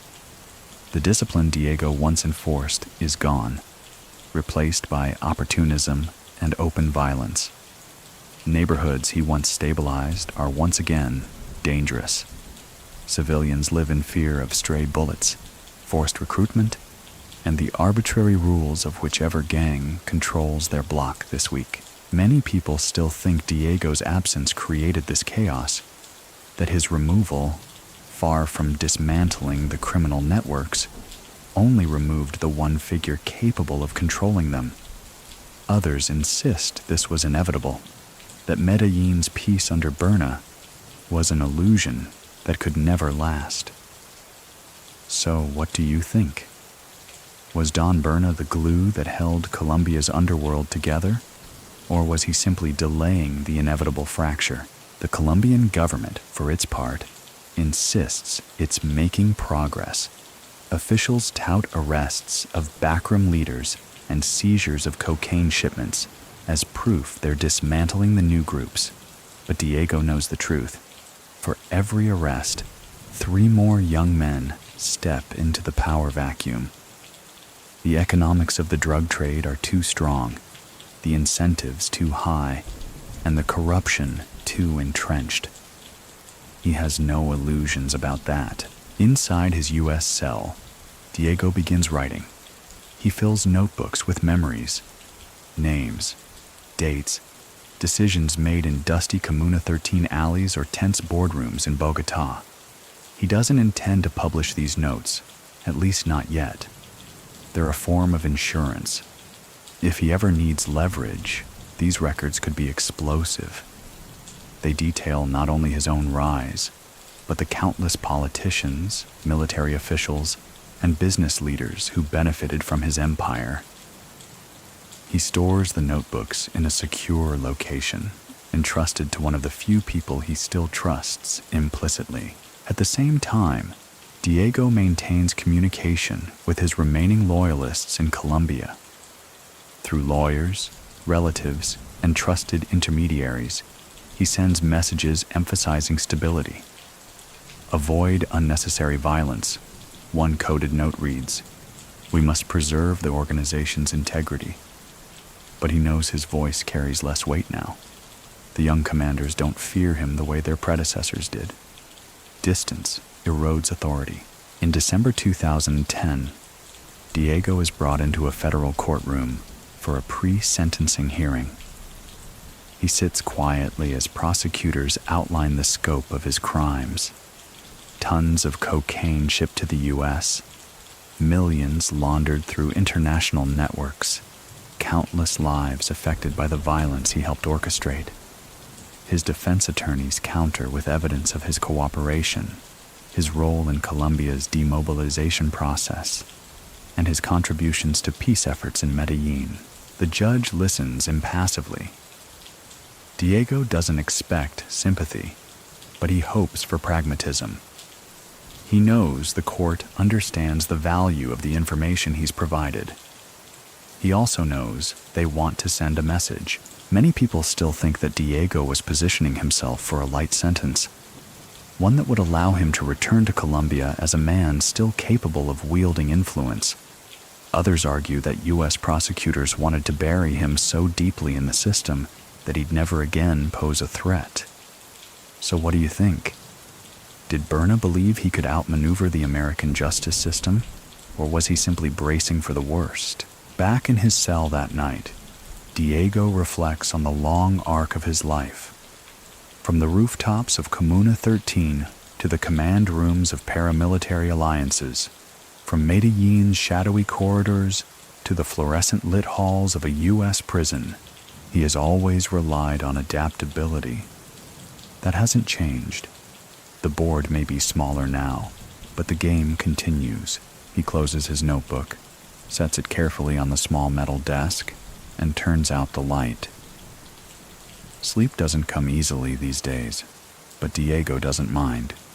He's learned that thinking in the dark can be just as productive, and somewhere in Medellin, the streets continue their quiet hum. The balance of power shifting yet again. The sentencing hearing in early 2011 carries a weight that even Diego Murillo Bejarano, who has faced countless life-or-death moments, can feel in his bones. He sits in the cold, antiseptic courtroom, his posture composed, his eyes betraying nothing. Federal prosecutors lay out the full narrative of his career. The rise from Medellin's barrios, the years as a key player in the Paramilitary Pact, the tons of cocaine smuggled into the United States, and the millions laundered through offshore accounts. They paint him as both a criminal mastermind and a destabilizing force in Colombia's fragile democracy. Diego's attorneys counter with a meticulous narrative of their own. They highlight his cooperation with the U.S. government, the actionable intelligence he has provided, and his alleged role in demobilizing thousands of paramilitary fighters in Colombia. They present him not as a kingpin, but as a pragmatist, who helped keep Medellin from plunging back into all-out war. He is not asking for absolution, one lawyer says, only for a recognition of the contributions he has made since his extradition. The judge listens carefully, interjecting occasionally with pointed questions. How many lives could have been saved, he asks the prosecution, if this defendant had been arrested 10 years earlier? Then, turning to the defense, how much of his cooperation was genuine, and how much was simply self-preservation? Diego remained silent throughout, his expression unreadable. Many people still think his stoicism is part of the performance, an attempt to project control even when his fate is no longer in his hands. Others believe it's simply who he is, a man who has spent his life making decisions without showing fear. So what do you think? Was Berna a master manipulator to the end, or a realist who understood that emotion had no place here? When the sentence is finally handed down, it's significant, but not catastrophic.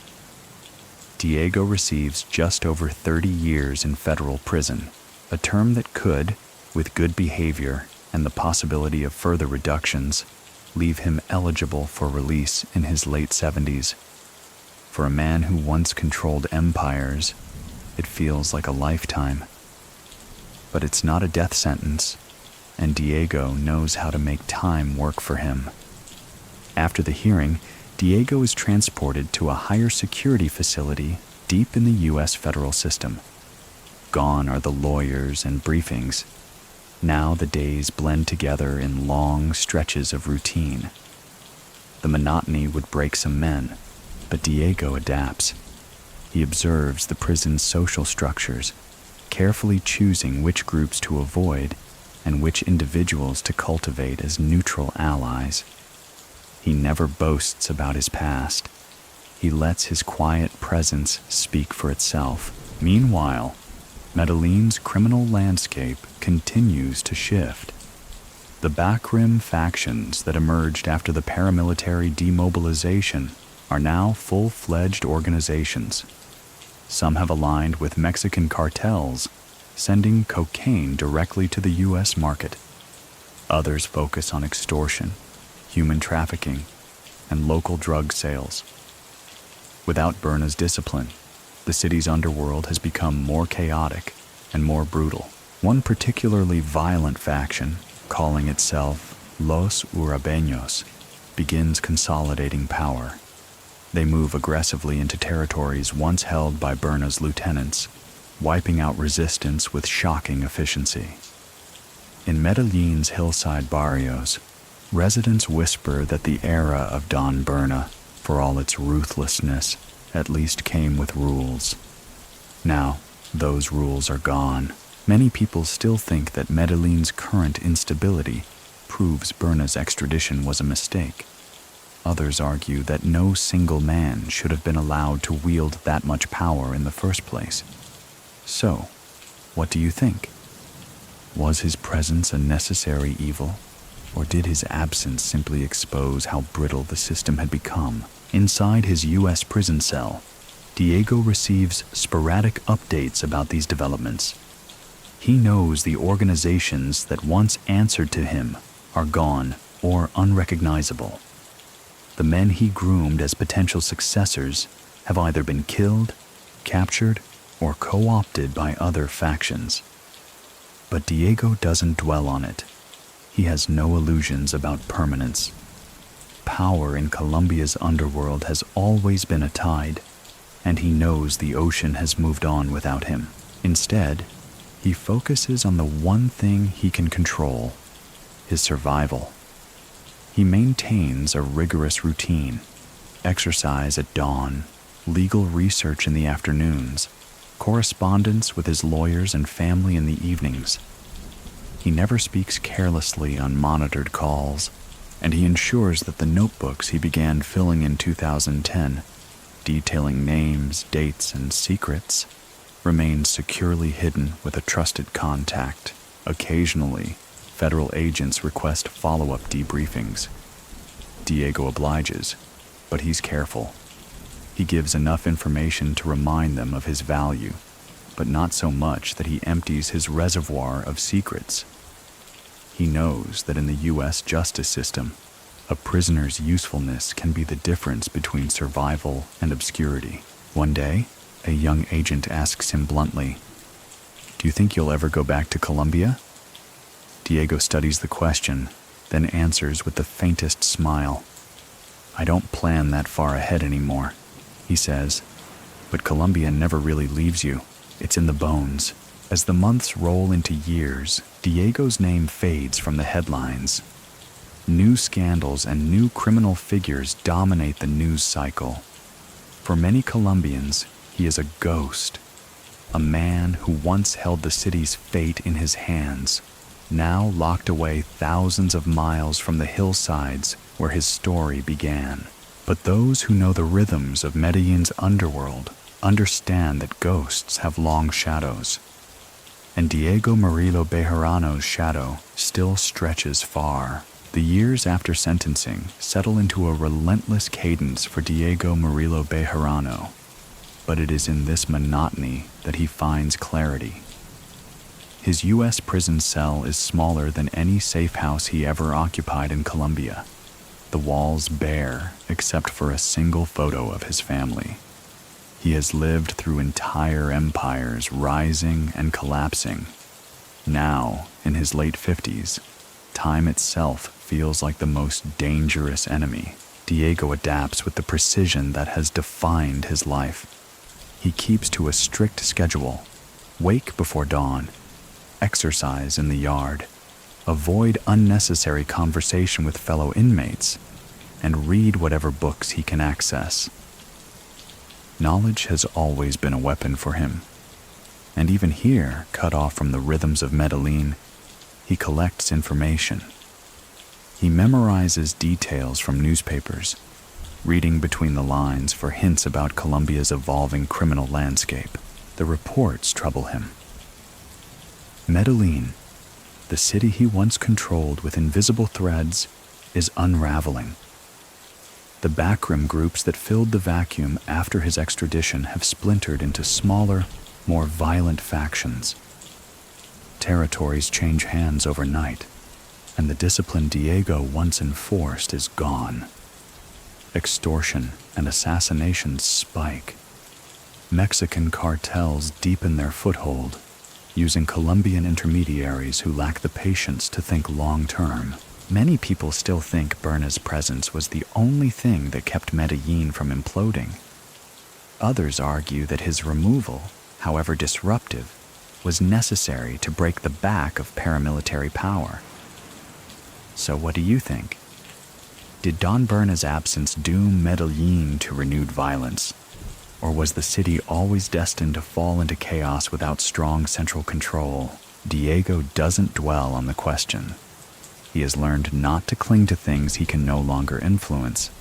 Instead, he focuses on survival and on making sure he is not forgotten by those who matter. His lawyers continue to work on potential sentence reductions, leveraging his cooperation with U.S. prosecutors. Diego plays the long game, offering additional information in measured doses, always leaving the impression that he knows more. At night, when the prison falls silent, Diego writes. The notebooks he started years ago have multiplied, each one filled with memories and secrets. Names of politicians who once shook his hand in private meetings. Accounts of deals brokered in jungle hideouts and Bogota boardrooms. Dates of operations that shaped Colombia's history, hidden from public view. He writes not because he wants to confess, but because he understands the power of information. If he ever needs leverage, these records could save him. The world outside moves on without him. New generations grow up in Medellin without any first-hand memory of Don Berna's reign. Yet his name still carries weight in certain circles. Older residents whisper it when they reminisce about a time when the streets, however cruelly, had rules. Younger criminals invoke it as a warning. Don't end up like Berna, locked away where no one remembers you. One day, a guard delivers an envelope from Colombia. Inside is a photograph. Kimuna 13, the neighborhood where Diego grew up, now a tourist attraction filled with colorful murals and guided tours. He studies the photo for a long time, tracing the familiar hills with his eyes. The irony is not lost on him. Places that once terrified outsiders are now Instagram backdrops. They painted over the blood, he murmurs to himself. That's how the world works. In the summer of 2013, Diego is summoned to a follow-up debriefing with U.S. authorities. They ask about new players in Colombia's drug trade, about alliances forming with Mexican cartels, about money laundering routes through Europe and Asia. Diego answers their questions carefully, confirming just enough to remain valuable. Your information is still relevant, one agent tells him afterward. That's rare. Diego nods. He knows relevance is the only currency that matters, but he also knows the truth. His influence is waning. Distance and time erode loyalty. The lieutenants who once followed his orders without hesitation now have their own ambitions, their own alliances. Some may even see Diego's eventual release, if it ever comes, as a threat rather than a return of the old order. That night, lying on the thin mattress in his cell, Diego allows himself a rare moment of introspection. He thinks about the boy he once was, crouched on the rooftops of Kimuna 13, studying the city below. That boy would have scoffed at the idea of spending decades behind bars. But that boy also wouldn't have survived long enough to make it this far. Many people still think Diego's story is a cautionary tale, proof that even the most careful criminal cannot escape justice forever. Others believe he outplayed the system, managing to preserve a measure of dignity and secrets despite his imprisonment. So what do you think? Is Don Berna a defeated man, or simply a patient one, biding his time? The question lingers as Diego closes his eyes, letting the hum of the prison's ventilation system fill the silence. For a moment, it almost sounds like the soft buzz of a Medellin night, the city alive with whispers and distant footsteps. The years following Diego Murillo Bejarano's sentencing in 2011 stretch long, but Diego has never been a man to squander time. Even behind U.S. prison walls, he knows that influence must be cultivated, and power, however diminished, can still be exercised if one is deliberate enough. Each day is structured, predictable. Exercise at dawn, legal consultations, reading, writing, and carefully monitored phone calls to family and lawyers. He has built his life into a system because systems keep men like him alive. But Diego is aware that systems decay over time. The network he once held together in Medellin is fraying. News trickles in through coded letters and rare visits from loyalists. The criminal landscape in Colombia is shifting rapidly, fueled by the same currents he once controlled so effortlessly. Los Urabeños have expanded dramatically, absorbing or destroying the smaller factions that splintered from his old organization. Their reach stretches not just across Colombia, but into Venezuela, Panama, and beyond. Aided by alliances with Mexican cartels, hungry for control of the global cocaine trade, Medellin, the city that once bore his invisible fingerprint, is increasingly volatile. Murders spike in Kimuna 13 and the surrounding barrios. Extortion rings bleed small businesses dry. The backroom groups operate with brazen impunity, and without Diego's quiet discipline, younger leaders embrace violence as spectacle rather than as a tool. Many people still think that Medellin was safer under Berna's watch, even if the safety was built on fear. Others insist that his rule was an illusion of order that only masked the rot beneath. So what do you think? Was Diego truly a stabilizing force? Or did his empire simply delay the inevitable chaos? One afternoon, Diego is called to meet with federal agents for another debriefing. They want updates on the criminal networks now dominating Colombia. Diego answers selectively, drawing from the intelligence still funneled to him through old allies. He names minor figures first, men whose arrests won't disrupt anything critical, then hints at broader alliances between Los Urabeños and Sinaloa operatives. He knows these breadcrumbs keep him relevant in the eyes of the Americans. Relevance is survival, but these meetings are draining. Diego senses the prosecutors are growing impatient. They want something bigger. Names at the top. Information that can dismantle entire networks. One agent leans forward during the session and says, "You're running out of cards, Berna. Sooner or later we're going to need the aces." Diego doesn't blink. "The aces?" he says softly. "Don't show their faces. And when they do, everyone loses." Meanwhile, his attorneys quietly pursue additional sentence reductions, filing motions that cite his ongoing cooperation. Diego knows these efforts are long shots, but he also knows that incremental gains, months shaved here, years shaved there, can add up over decades. His goal is no longer to return to Medellin as a kingpin. He knows that time has passed. His goal now is simply to live long enough to walk free. From afar, Diego watches the evolution of Colombian politics with interest. New administrations rise and fall, each promising to dismantle organized crime once and for all. But Diego understands that these promises are theater.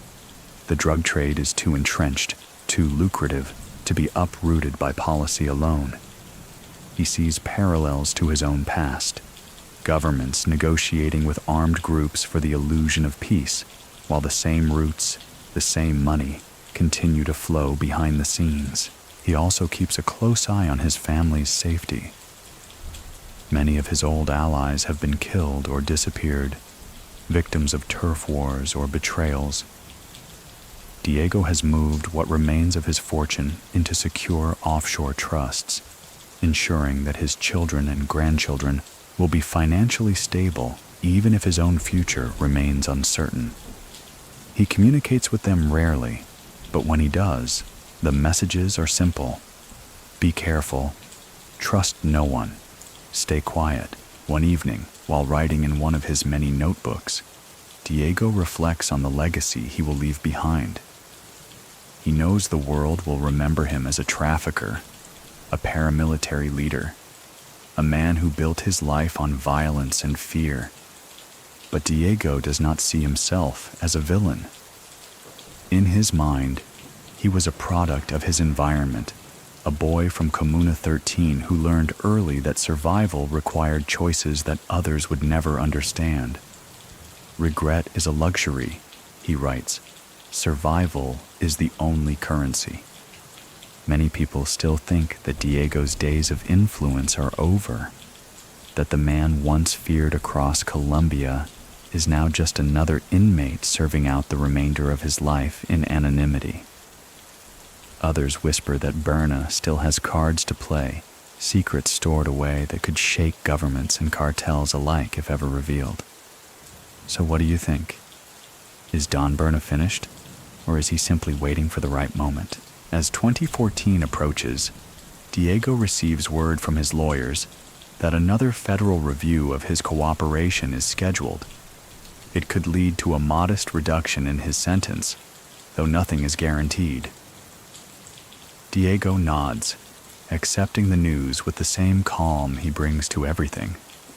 He knows that patience, as always, is his greatest weapon. He closes his notebook, sets it aside, and glances at the small photograph of Kimuna 13 taped to the wall. The hillsides in the picture are dotted with cable cars and murals now, tourist attractions that draw visitors from around the world. The city has moved on, painting over the scars of its past. But Diego knows the truth. Underneath the paint, the foundations are still the same. The board has changed, the players have changed, but the game never ends. The new year brings no real change to Diego Murillo Bejarano's surroundings. Prison life is steady, predictable, and devoid of distractions. Yet beneath this quiet routine, Diego continues to maneuver with the same precision he once used to control Medellin's sprawling underworld. Even from thousands of miles away, he still understands how to exert influence, if only in subtle, almost imperceptible ways. One morning in 2014, he receives news that Los Urabeños, the criminal superstructure now dominating Colombia's underworld, has consolidated control of much of the Urabá corridor he once owned. They've become so strong that Colombian intelligence circles are referring to them by a new name, the Clan del Golfo. Diego notes this carefully. Names matter. Names suggest permanence, and permanence breeds arrogance. Arrogance, he knows, can be exploited, but Diego no longer has the reach to exploit weaknesses directly. His network has thinned to a handful of loyal contacts who continue to protect his interests. Many of his former lieutenants are either dead or have thrown their allegiance behind the Clan del Golfo. Diego does not take this personally. He knows the underworld is transactional, and loyalty fades with distance and time. From his U.S. prison, Diego monitors these developments like a chess player analyzing an unfamiliar game. He recognizes patterns in the shifting alliances. He predicts where violence will erupt next, and he knows that each time a headline about Medellin mentions rising homicides or cartel wars, his name is quietly invoked by those who remember the relative stability of his reign. Many people still think Berna's presence kept Medellin from descending into unchecked violence. Others argue that he was simply better at hiding the chaos. So what do you think? Was Don Berna a true stabilizer, or simply a master at controlling appearances? Federal agents continue to debrief him periodically, hungry for intelligence about the new generation of Colombian traffickers.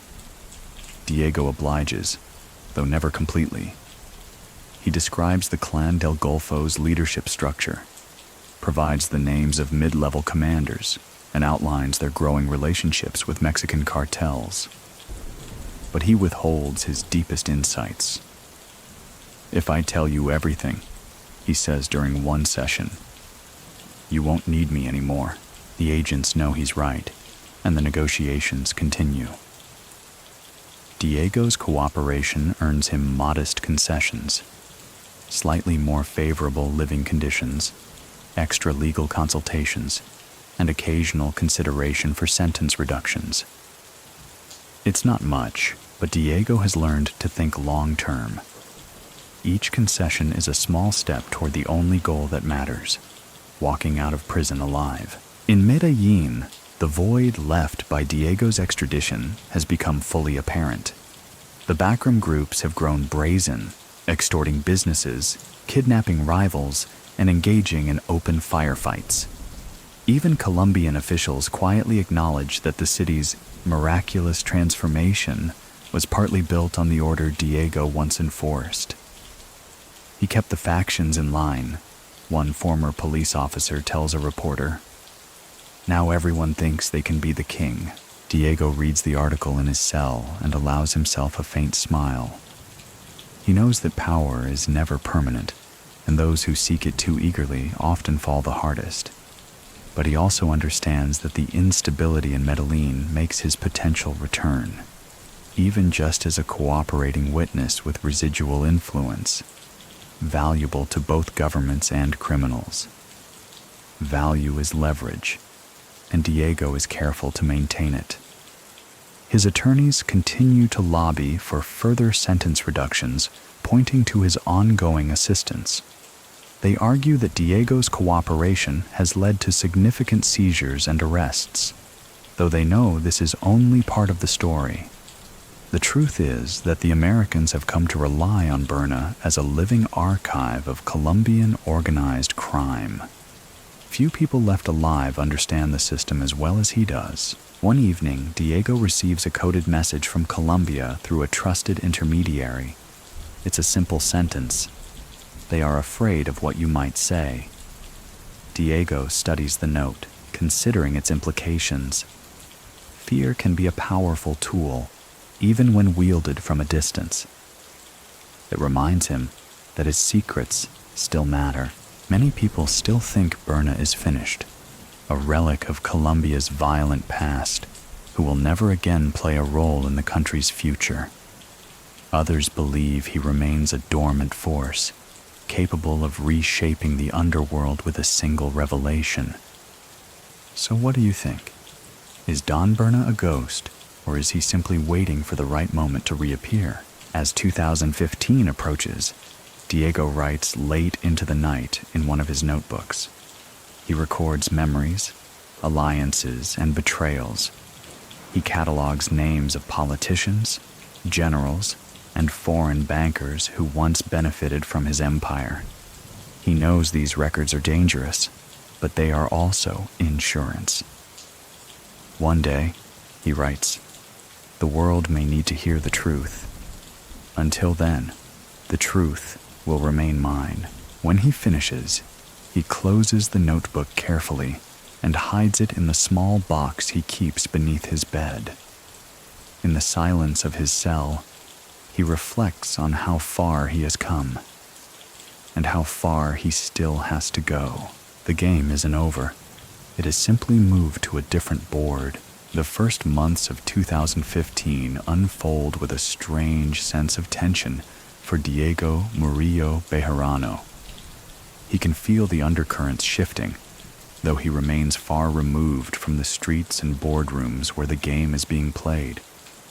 Even behind U.S. prison walls, he's aware that the delicate balance in Medellin, and in Colombia more broadly, is unraveling faster than anyone anticipated.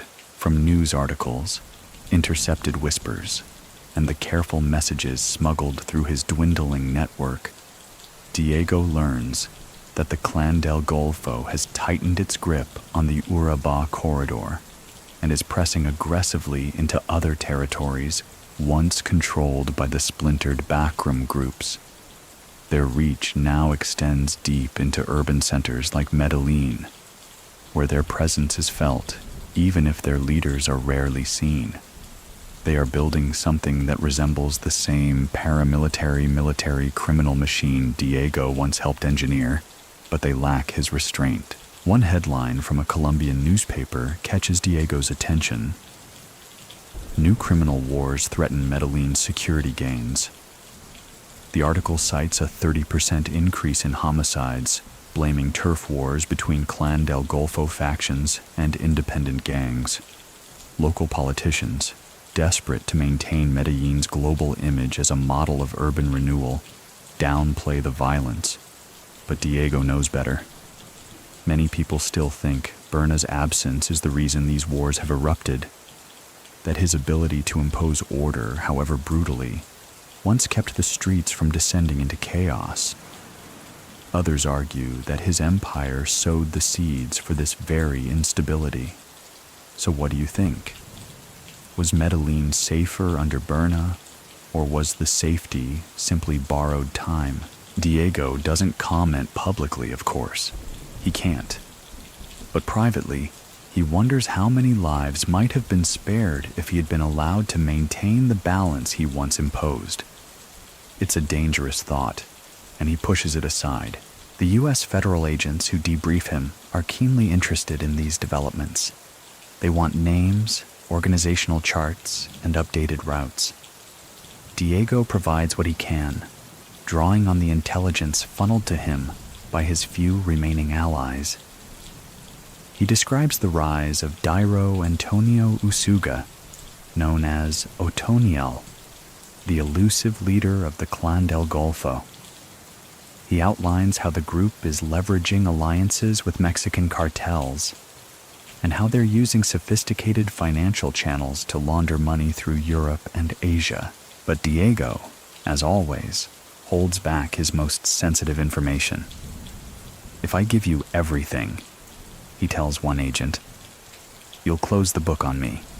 And when you close the book, you forget the author." The agents know he's right.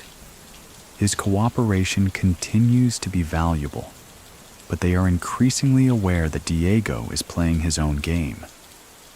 Still, they reward him with small concessions: better access to legal resources, more frequent calls to family, and the possibility of another modest reduction in his sentence. Meanwhile, his attorneys press on, filing petitions for leniency based on his ongoing assistance. They know the odds are slim, but Diego encourages them to keep trying. "Every month counts," he tells them. "Even 1 year less could make the difference." One evening, Diego receives a message from a longtime ally still active in Medellin. It's short and written in the same code they've used for decades. "The new order is fragile. Everyone is afraid of what you know." Diego folds the message carefully, his mind racing with possibilities. Fear, even at a distance, is leverage, and leverage is the one thing he has left. Yet he is acutely aware that his network is not what it used to be. Several of his most trusted contacts have been killed in recent years, victims of the violent power struggles engulfing Colombia. Others have gone underground, abandoning the life altogether.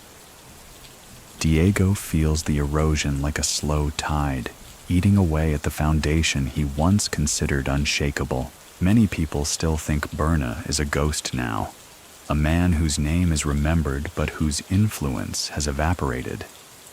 Others whisper that he still has cards to play, secrets so dangerous that governments and cartels alike would rather see him alive and silent than dead and vocal. So what do you think? Is Don Berna truly finished? Or has he simply mastered the art of disappearing in plain sight? As 2016 approaches, Diego begins to think more seriously about what his life will look like if he survives long enough to walk free. He knows Colombia will not be the same. The Medellin he once ruled from the shadows has changed, and many of the players he groomed are gone. But Diego also knows that the lessons he's learned, the ability to read people, to anticipate shifts in power, to adapt, are not tied to geography. One night, he opens one of his old notebooks, its pages filled with names, dates, and carefully annotated histories. He rereads passages about the Paramilitary Pact, about clandestine meetings in jungle camps, about the politicians and foreign agents who once relied on his discretion. The notebooks are more than memory, they are insurance. Diego has always believed that information is the ultimate weapon, and if the day ever comes when he needs to use it, he will. For now, he closes the notebook and slides it back into its hiding place. The prison hums with the same monotony it always has, but Diego feels the weight of each passing day more acutely. He knows that the world outside is moving faster than he can track, and that the game he once controlled has evolved beyond his grasp. Still, Diego Murillo Bejarano is not a man who surrenders easily. He tells himself, as he has so many times before, that patience is survival, and he intends to survive. By 2016, Diego Murillo Bejarano has become something of a ghost in the U.S. federal prison system. Few inmates know who he really is. Fewer still understand the scale of the empire he once commanded in Medellin. To the guards, he is just another middle-aged prisoner with good behavior. a man who follows the rules and rarely makes trouble.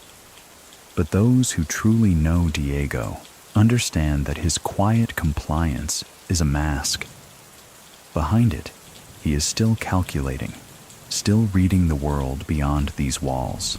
The news from Colombia grows darker with each passing month. The Clan del Golfo now dominates the country's criminal landscape, operating with a scope and brutality that rivals anything Diego oversaw in his prime. Under the leadership of Otoniel, they have cemented their hold over the Urabá corridor, expanded their reach into major cities, and forged deep alliances with Mexican cartels. They controlled drug routes, extortion networks, and illegal mining operations, generating billions. But Diego sees something the news doesn't say outright. The Clan del Golfo's power is brittle. Their rapid expansion has made them overconfident. They are stretched thin, and their brutality has drawn the attention of Colombian and international law enforcement in ways that remind Diego of the Medellin cartel's downfall decades earlier. He knows the pattern by heart. Those who fly too close to the sun eventually burn. Even so, Diego cannot ignore the irony. Many people still think Medellin's stability, flawed as it was, disappeared with him. Others argue that his removal was necessary to dismantle the paramilitary structures that underpinned his power. So what do you think? Was Berna a necessary evil who kept the peace, or the architect of the very instability Colombia now faces? Federal agents continue to debrief him periodically, hoping his deep understanding of Colombia's underworld will help dismantle the Clan del Golfo. Diego plays the same game he has always played. He gives them information, enough to keep himself relevant, but never everything.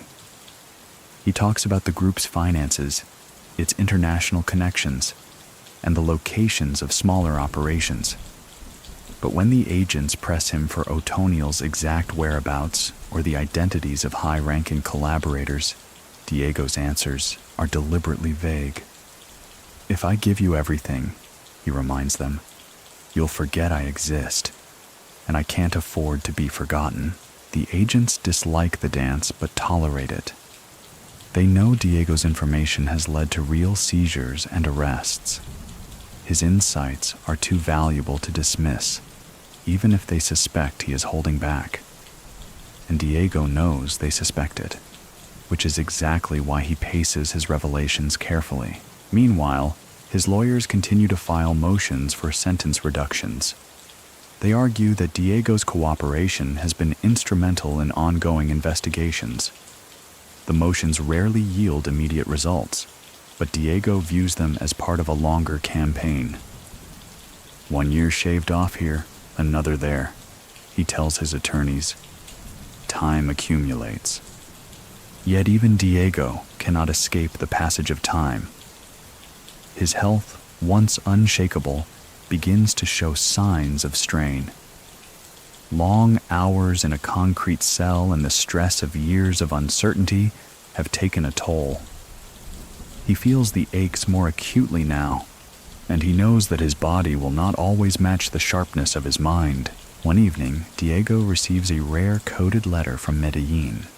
It's short, as always. Your name is still spoken, but softly now. He reads it twice, then folds it neatly and slips it into a notebook. He knows the truth it implies. Distance erodes relevance. Time erodes fear. The younger generation of Colombia's underworld doesn't remember Don Berna as a man. They remember him as a story, and stories fade. Many people still think that Berna's secrets are his last real weapon, that if he ever chose to reveal everything he knows, the fallout would be catastrophic for governments, banks, and cartels alike. Others believe his secrets are worth less with each passing year, as the players involved die or adapt. So what do you think? Is Diego sitting on a powder keg of information? Or are his secrets just relics of a past no one cares to revisit? As 2017 begins, Diego considers the future with an uncharacteristic sense of uncertainty. He knows his sentence, even with reductions, could still keep him in prison for decades. He knows Medellin has moved on, that the world outside has changed in ways he cannot fully predict. Yet he also knows that he has survived too much to surrender now. He opens a fresh notebook, one of many hidden carefully in his cell. On the first page, he writes a single sentence. Patience is the edge of the blade.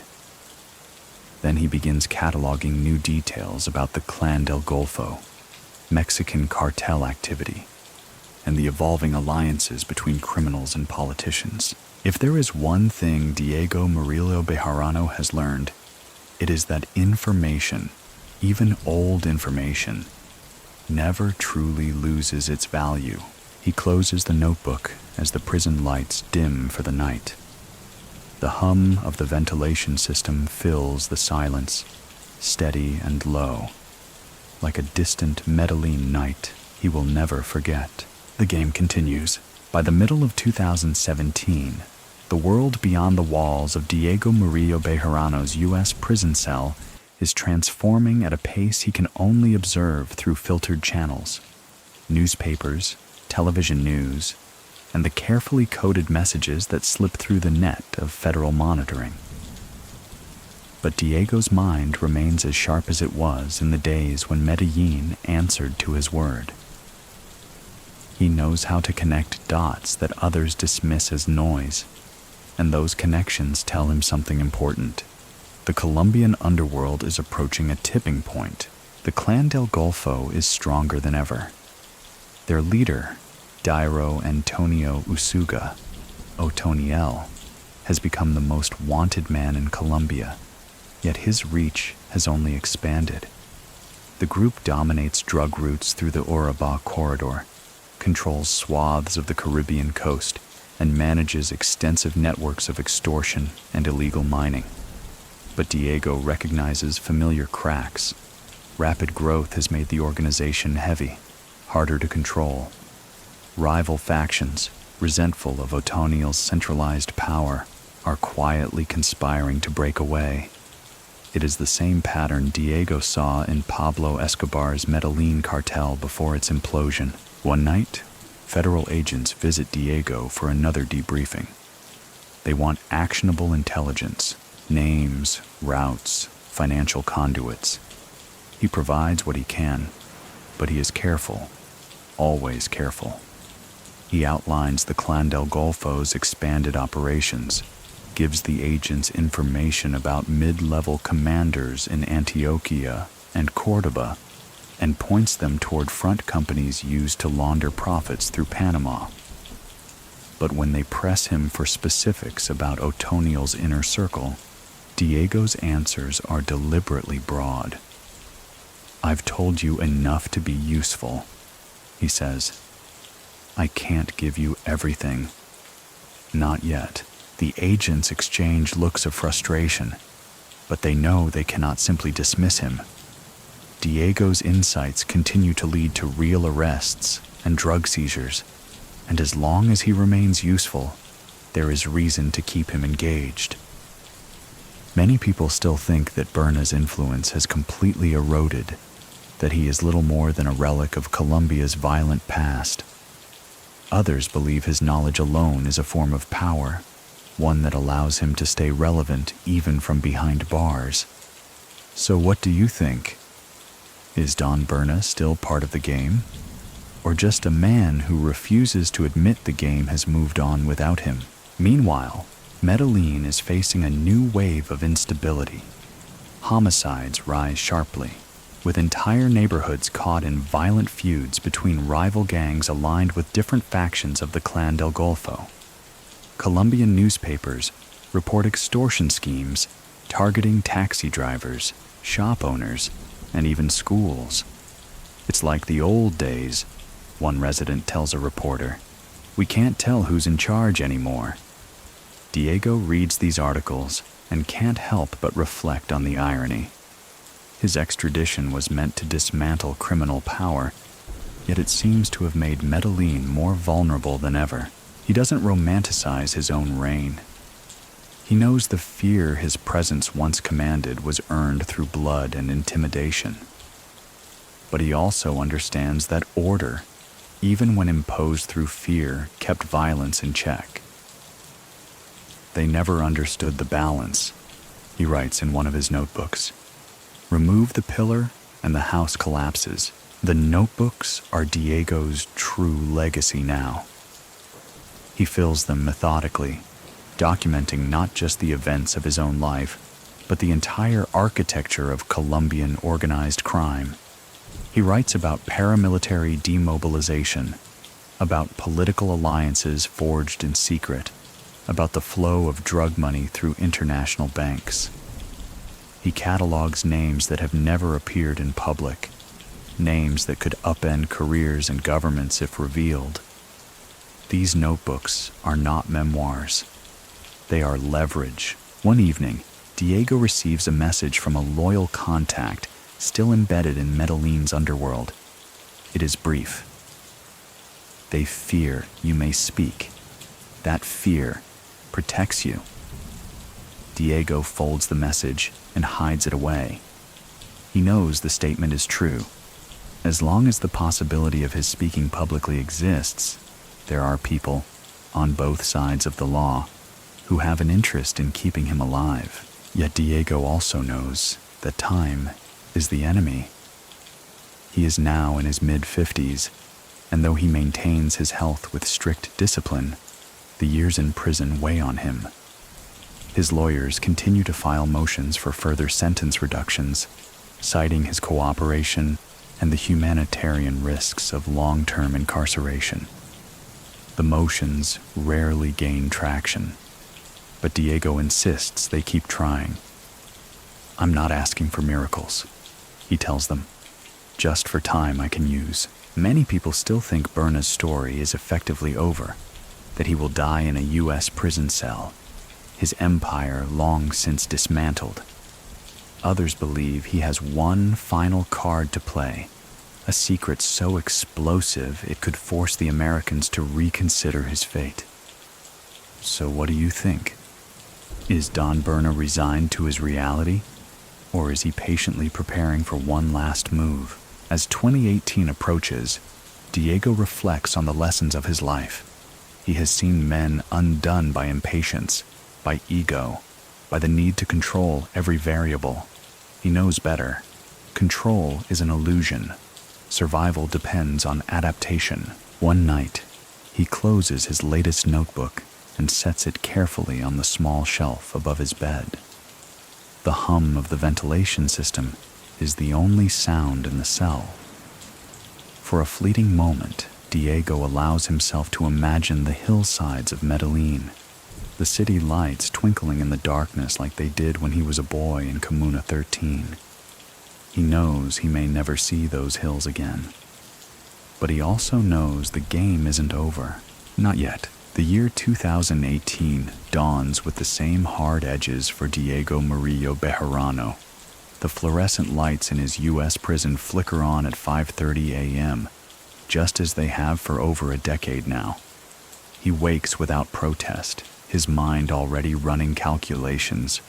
Prison is a place where days repeat endlessly, but Diego has learned to treat each one as a piece of a larger puzzle. Patience remains his weapon. From his cell, Diego monitors the ongoing chaos in Colombia with a mix of detachment and keen analysis. News reports tell of mounting clashes between the Clan del Golfo and smaller dissident factions, as well as battles with the ELN guerrilla group. Medellin, the city Diego once governed invisibly, has become a staging ground for these conflicts. Residents complain of extortion, disappearances, and open warfare in the hillside barrios. Local politicians, eager to preserve Medellin's hard-earned global reputation, struggle to explain why homicides are rising despite the city's gleaming infrastructure and tourist-friendly veneer, Diego notes the patterns. He knows this type of violence. It's what happens when control is fragmented and ambition outruns capacity. A kingless kingdom, he writes in one of his notebooks, is the most dangerous place of all. Many people still think Medellin's current instability is a direct consequence of Berna's extradition, that his presence alone kept the factions in line. Others believe this chaos would have erupted regardless, that the criminal economy was too large and too lucrative to stay contained. So what do you think? Was Don Berna the stabilizer who kept Medellin from imploding? Or was he simply a delaying force in a storm that was always coming? Federal agents continue their periodic visits, eager for intelligence on the Clan del Golfo and other emerging criminal networks. Diego meets them in the same sterile conference rooms, answering questions with careful precision. He provides details about mid-level operatives, smuggling routes, and financial schemes, ensuring each piece of information is useful enough to justify his relevance. But when they press him for high-level intelligence, names of Colombian politicians or foreign bankers complicit in the drug trade, Diego's answers are measured. He knows better than to give up the crown jewels too soon. One agent, younger and more impatient than the rest, tries to corner him during a session. "We need Otaniel, Berna. We need the people at the top. Otherwise, you're wasting everyone's time." Diego's gaze doesn't waver.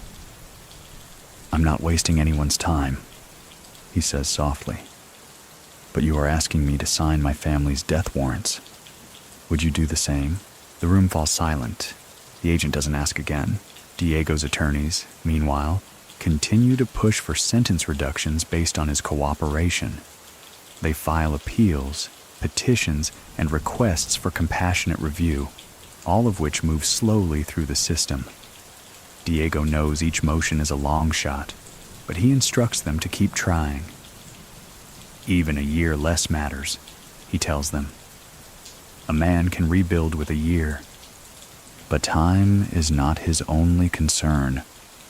Diego's health is beginning to fray at the edges. The years in prison have brought persistent back pain, and the stress of long-term confinement has started to wear him down physically. He exercises daily to maintain strength, but he knows his body is no longer what it was. The thought of growing old behind bars unsettles him in a way he rarely admits, even to himself. One evening, Diego receives a coded message from a long-standing ally still operating in Medellin. The message is brief. "They think you might talk. That's why you're still alive." Diego folds the paper and places it inside one of his notebooks. He understands the truth behind the words. His silence and the fear of what might happen if he breaks it is his greatest insurance policy. If he were to speak freely, the fallout would be catastrophic, not just for cartels, but for politicians and businessmen in Colombia and beyond. Many people still think that Diego's notebooks are a myth, a rumor designed to keep him safe. Others believe they are real, filled with enough secrets to topple entire governments. So, what do you think? Does Don Berna truly hold that kind of power from within his cell? Or is the fear of what he might reveal his only remaining weapon? By the end of 2018, Diego is acutely aware that his name carries less weight with each passing year. The younger generation of Colombia's criminal underworld barely remembers him as a living figure. To them, he is a story, a cautionary tale about what happens when even the most disciplined player is removed from the board. Diego doesn't resent this. Stories can be powerful, and he has always known how to use power, even when it comes in unfamiliar forms. One night, as the prison lights go dark, Diego sits on his bunk and thinks about Kimuna 13, the neighborhood where it all began. He remembers the rooftops, the narrow staircases, the way the city looked from above when he was a boy. It's been decades since he walked those streets, but the memory is as sharp as ever. He knows he may never return, but he also knows that Medellin, in some ways, never left him. He closes his eyes, allowing the hum of the ventilation system to lull him into the half-sleep he has mastered over the years. Tomorrow will bring the same routines, the same slow drip of time. But Diego Murillo Bejarano is not finished yet. The game continues, even if the pieces have changed.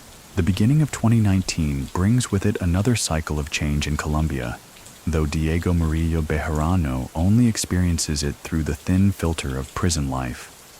The fluorescent lights flick on at 5:30 a.m., the same clanging doors, the same breakfast trays.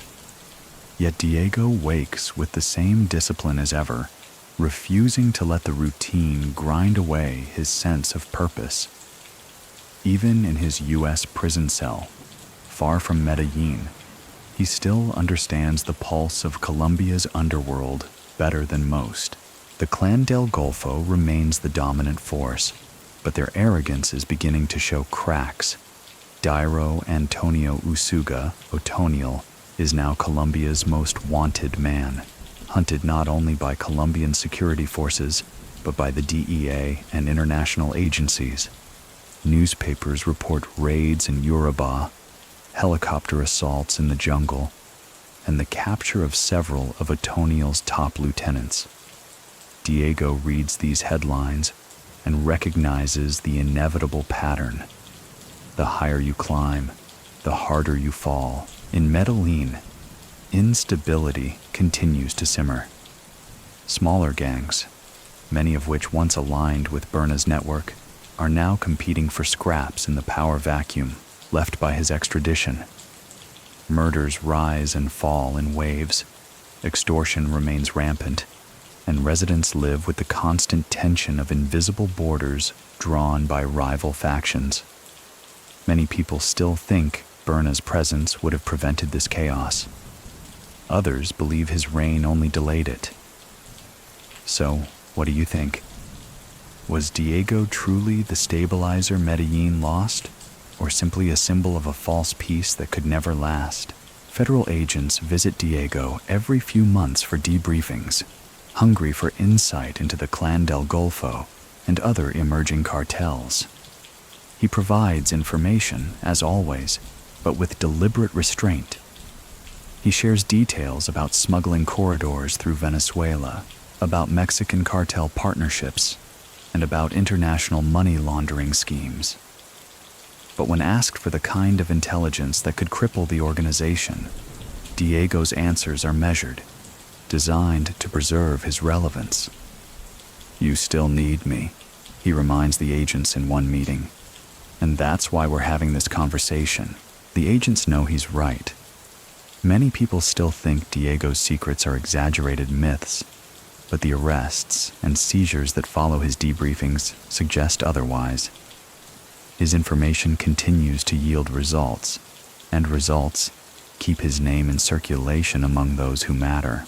Meanwhile, Diego's lawyers continue their relentless push for sentence reductions. They argue that his cooperation has led to major breakthroughs, that his age and declining health should be considered, and that keeping him incarcerated indefinitely serves little purpose. Diego encourages their efforts, but harbors no illusions. The U.S. justice system moves slowly, and sympathy for a man with his history is rare. 1 year at a time, he tells his attorneys. That's all we can ask for. Diego's health remains a growing concern. Years of confinement have left him with chronic back pain and fatigue he can no longer ignore. He hides it from the agents and even from his lawyers, unwilling to show vulnerability. But at night, when the prison is quiet, he feels the weariness settling deep in his bones. One evening, Diego receives a coded message from an old contact in Medellin. It is short and unsettling. The younger ones don't fear your name anymore. They think you're gone for good. Diego reads the message twice, then folds it carefully. He knows the truth it carries. Time erodes fear. Distance erodes loyalty. To the younger generation, he is not a living figure, but a story from their parents' time. Many people still think Diego's influence is entirely gone, that he has no ability to shape events from behind bars. Others believe that fear of what he might reveal, through testimony or a well-placed leak, still keeps powerful people cautious. So what do you think? Is Don Berna just a ghost of history now, or does his shadow still stretch across Medellin's hillsides? That night, Diego pulls one of his notebooks from its hiding place. He flips through the pages, filled with names of politicians, military officers, bankers, and traffickers who once shared in his world. He knows these records are his last true weapon. If ever released, or even if strategically leaked, they could topple more than just criminal organizations. They could unravel entire systems. But Diego is careful. He knows using the notebooks would be a final act, a move that cannot be undone. Not yet, he whispers to himself. The time will come. As 2020 approaches, Diego senses that the board is shifting again. Otonio's grip on the Clan del Golfo is slipping under relentless pressure from Colombian and U.S. forces. Medellin's gangs are fracturing further, and international markets are pulling the drug trade in new directions. These shifts could create opportunities or close doors forever. Diego closes the notebook, slides it back into its place, and lies down on his bunk. The hum of the prison's ventilation system is the only sound in the cell, steady and unchanging. But Diego's mind is far away, tracing old maps of Medellin's streets, remembering the hills of Kimuna 13, the city that made him and that, in many ways, he still carries inside him. The game continues. The year 2020 begins with an unfamiliar hush in the world outside Diego Murillo Bejarano's U.S. prison cell. The COVID-19 pandemic spreads rapidly, closing borders, shutting down cities, and locking down even the most regimented systems. In prison, Diego sees the change immediately.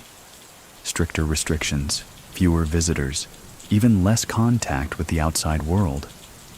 Isolation has always been part of incarceration, but now it feels absolute.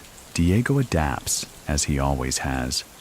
He reorganizes his days to account for the extended hours of confinement. He continues to write in his notebooks, documenting not only his past, but also his analysis of the shifting criminal landscape in Colombia and beyond. The pandemic, he notes, is disrupting drug routes, forcing traffickers to innovate. Smaller operations are struggling, while larger organizations like the Clan del Golfo are thriving in the chaos, using their vast networks to control supply chains. News trickles in through television reports and carefully screened letters. Medellin, the city Diego still thinks of as his own despite the years and distance, is under pressure. The pandemic has worsened economic hardship, making the poor more vulnerable to recruitment by criminal groups.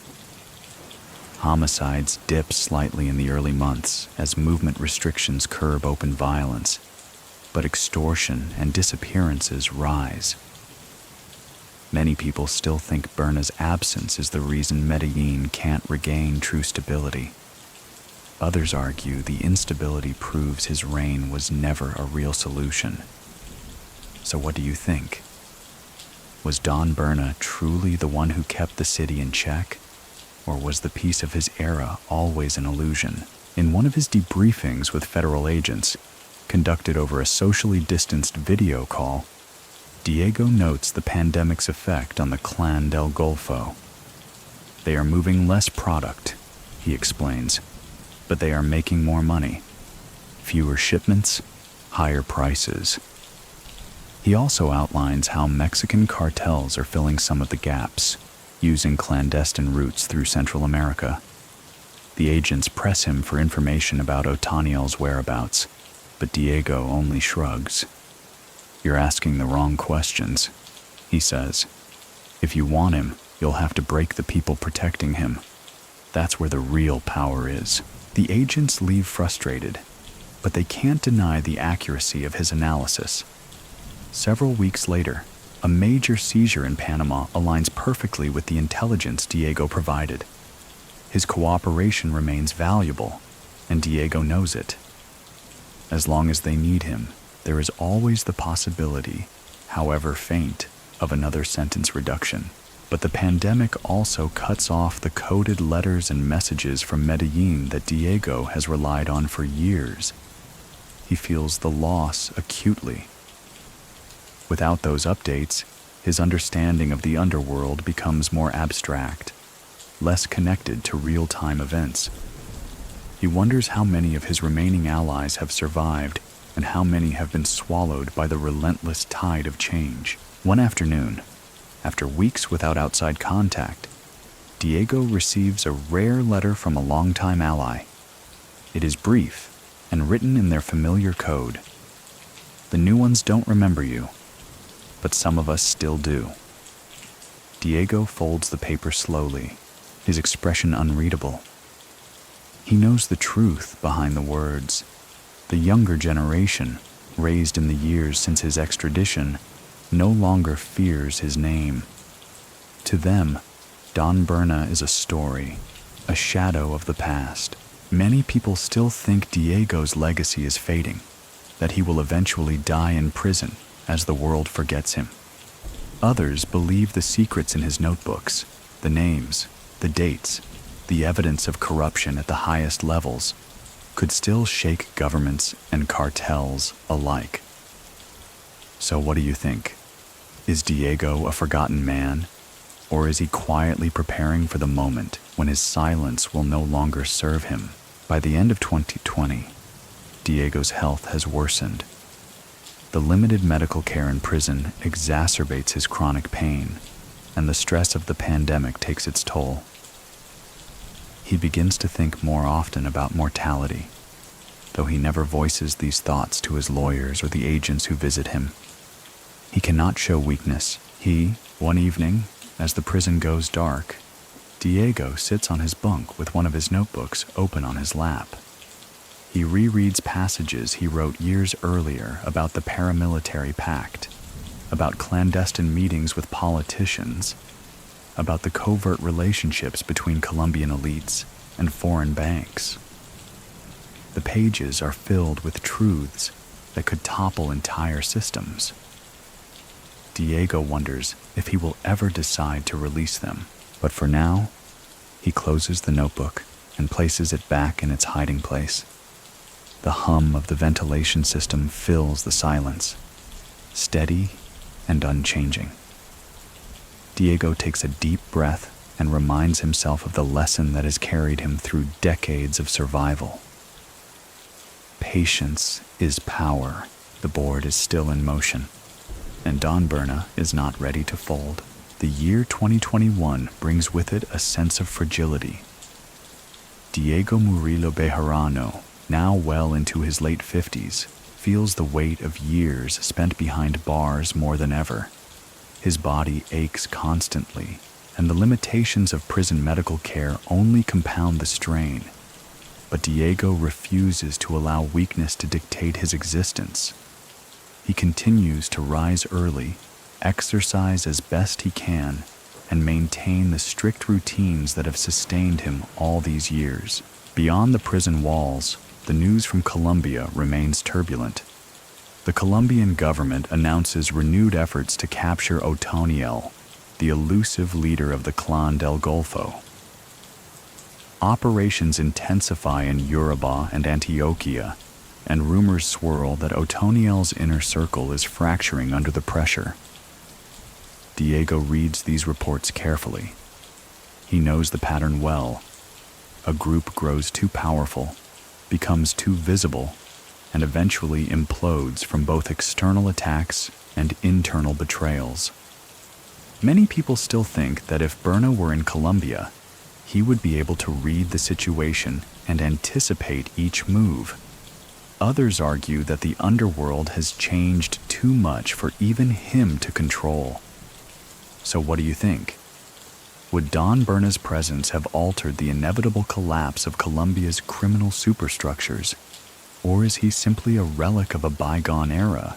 Diego's debriefings with federal agents continue, albeit less frequently. They want insight into Otoniel, into the Clan del Golfo's financial networks, and into the factions emerging as potential successors.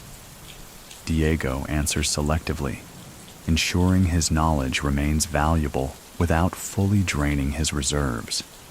He gives them names of mid-tier operatives, describes the smuggling corridors through Central America, and outlines how the group has invested heavily in illegal mining as a secondary revenue stream.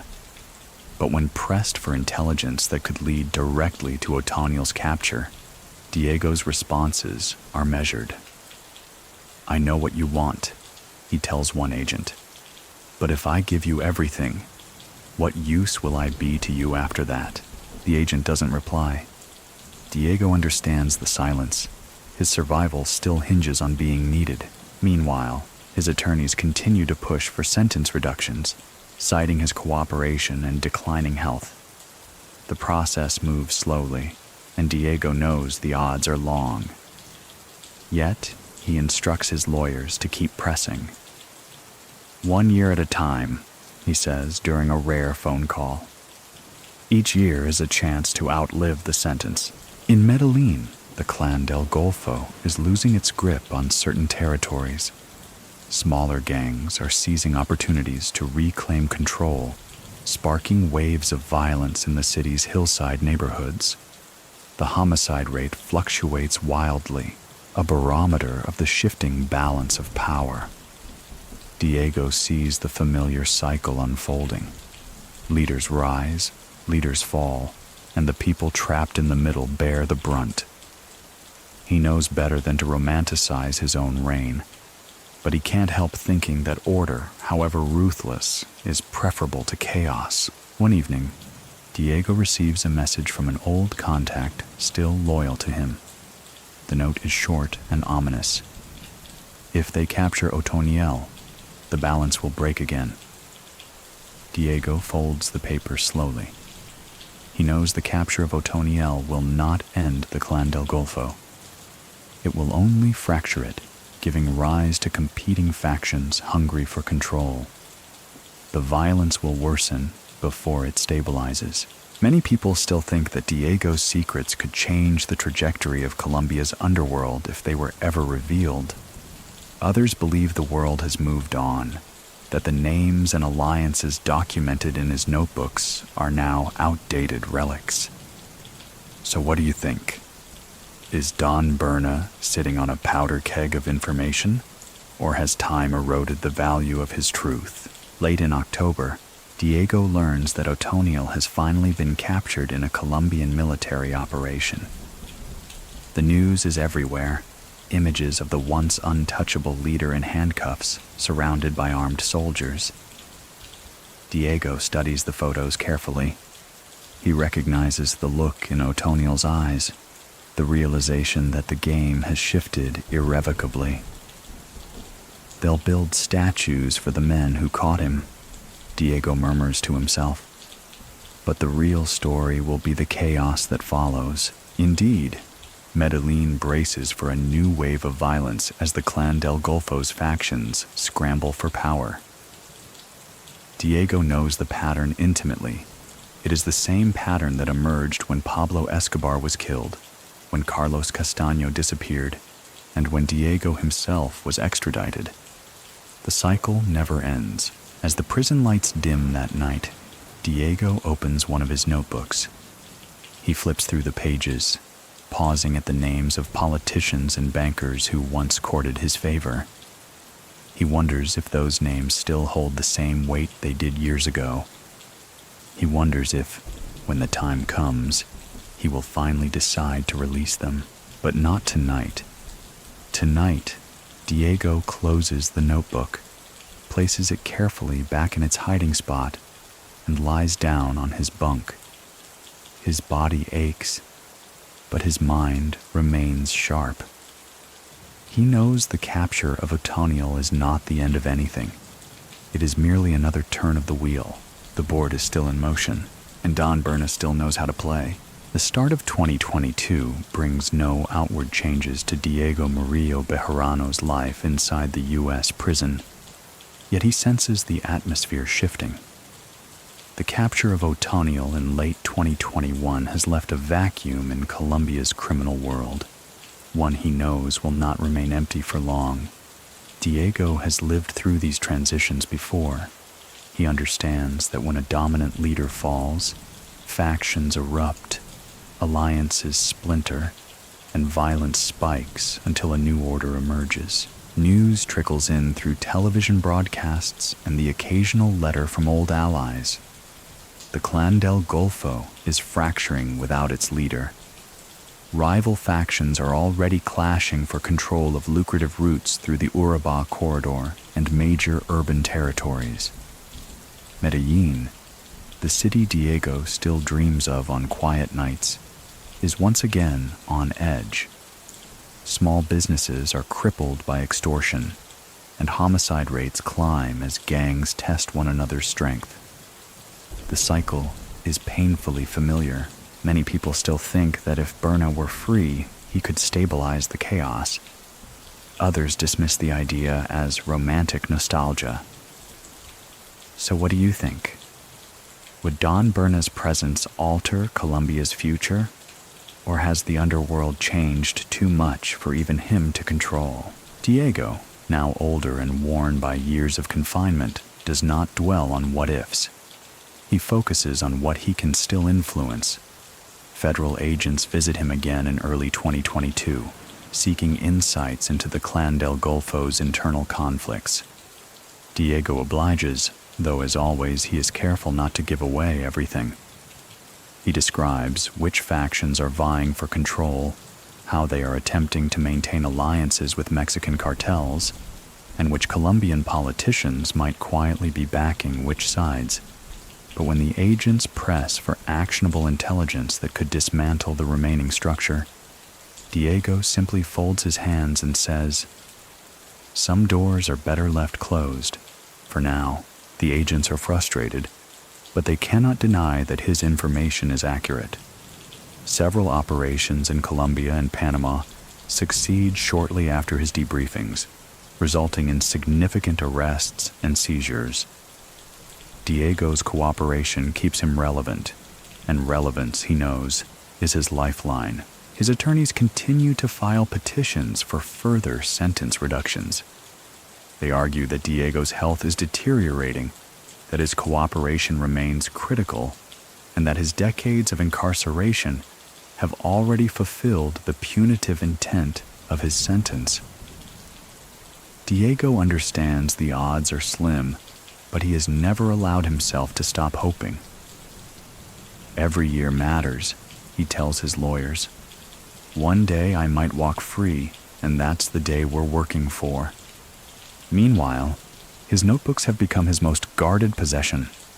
Each page is filled with a lifetime of secrets, names, dates, deals struck in shadows. These are not memoirs. They are contingency plans. Diego knows that if he ever chooses to release their contents, the shockwaves would reach far beyond Colombia. Governments, banks, and multinational corporations would be implicated.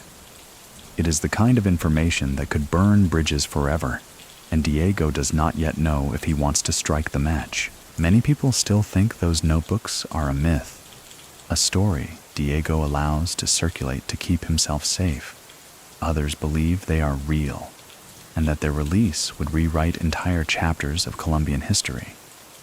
So, what do you think? Are they merely legend? Or does Don Berna still hold the kind of power few can comprehend? One evening, Diego receives a letter from Medellin. It is written by a contact he has not heard from in years, someone who once managed an important corridor for his organization. The message is short. They are waiting for someone to lead. They are waiting for a signal. Diego reads the letter several times, then folds it carefully and slips it into one of his notebooks. He knows the sentiment is true. Power vacuums are always filled. The only question is by whom. But Diego also knows that his time to act, if such a time ever comes, is limited. He feels the toll of age and illness more acutely now. At night, when the prison is silent and the hum of the ventilation system is the only sound, he thinks about Kimuna 13, about the rooftops where he first learned how to navigate a world of survival and betrayal. He wonders if the children growing up there today know his name. He wonders if it matters. The truth is, Diego has no illusions left about redemption or legacy. He understands that his life has been defined by choices most people would never imagine making, and yet he has survived. Through decades of war, exile, and prison, he has endured, and in his world, endurance is victory. The board is still in motion. Diego knows that as long as he draws breath, he remains a piece in the game, even if a smaller one than before. The question is whether he will remain quiet or use the power of his secrets to alter the course of events one final time. As the lights in his cell flicker off for the night, Diego closes his eyes and takes a slow, steady breath. He does not know how many more nights like this he will see, but he does know that the story is not over, not yet. And now, as the arc of the story draws to a close, let yourself slow down. Imagine the hills of Medellin at twilight, the warm glow of the city lights flickering to life as the sky softens from deep blue into night. The same rooftops Diego once scanned for danger now stretch endlessly into the quiet, each window a little island of light and safety. Breathe in deeply, the way you might if you were standing on one of those hillsides, the cool mountain air filling your lungs. Let your exhale be long and soft, like a breeze gliding down the narrow streets. With every breath, feel the weight of the day ease from your shoulders, your body becoming lighter, softer, more at rest. The distant hum of the city fades. You hear only the steady rhythm of your own heartbeat, the quiet reminder that you are safe here. Your muscles loosen one by one. Your jaw unclenches. Your shoulders relax. Your hands and legs grow heavy as they settle deeper into comfort. Whatever burdens you carried today, you can set them down now. They can wait until tomorrow. For this moment, you owe yourself nothing but rest. Picture the lights of Medellin twinkling like stars below you, a soft reminder that even in the darkest times, there is still beauty, still peace to be found. Let that image stay with you as you drift further towards sleep.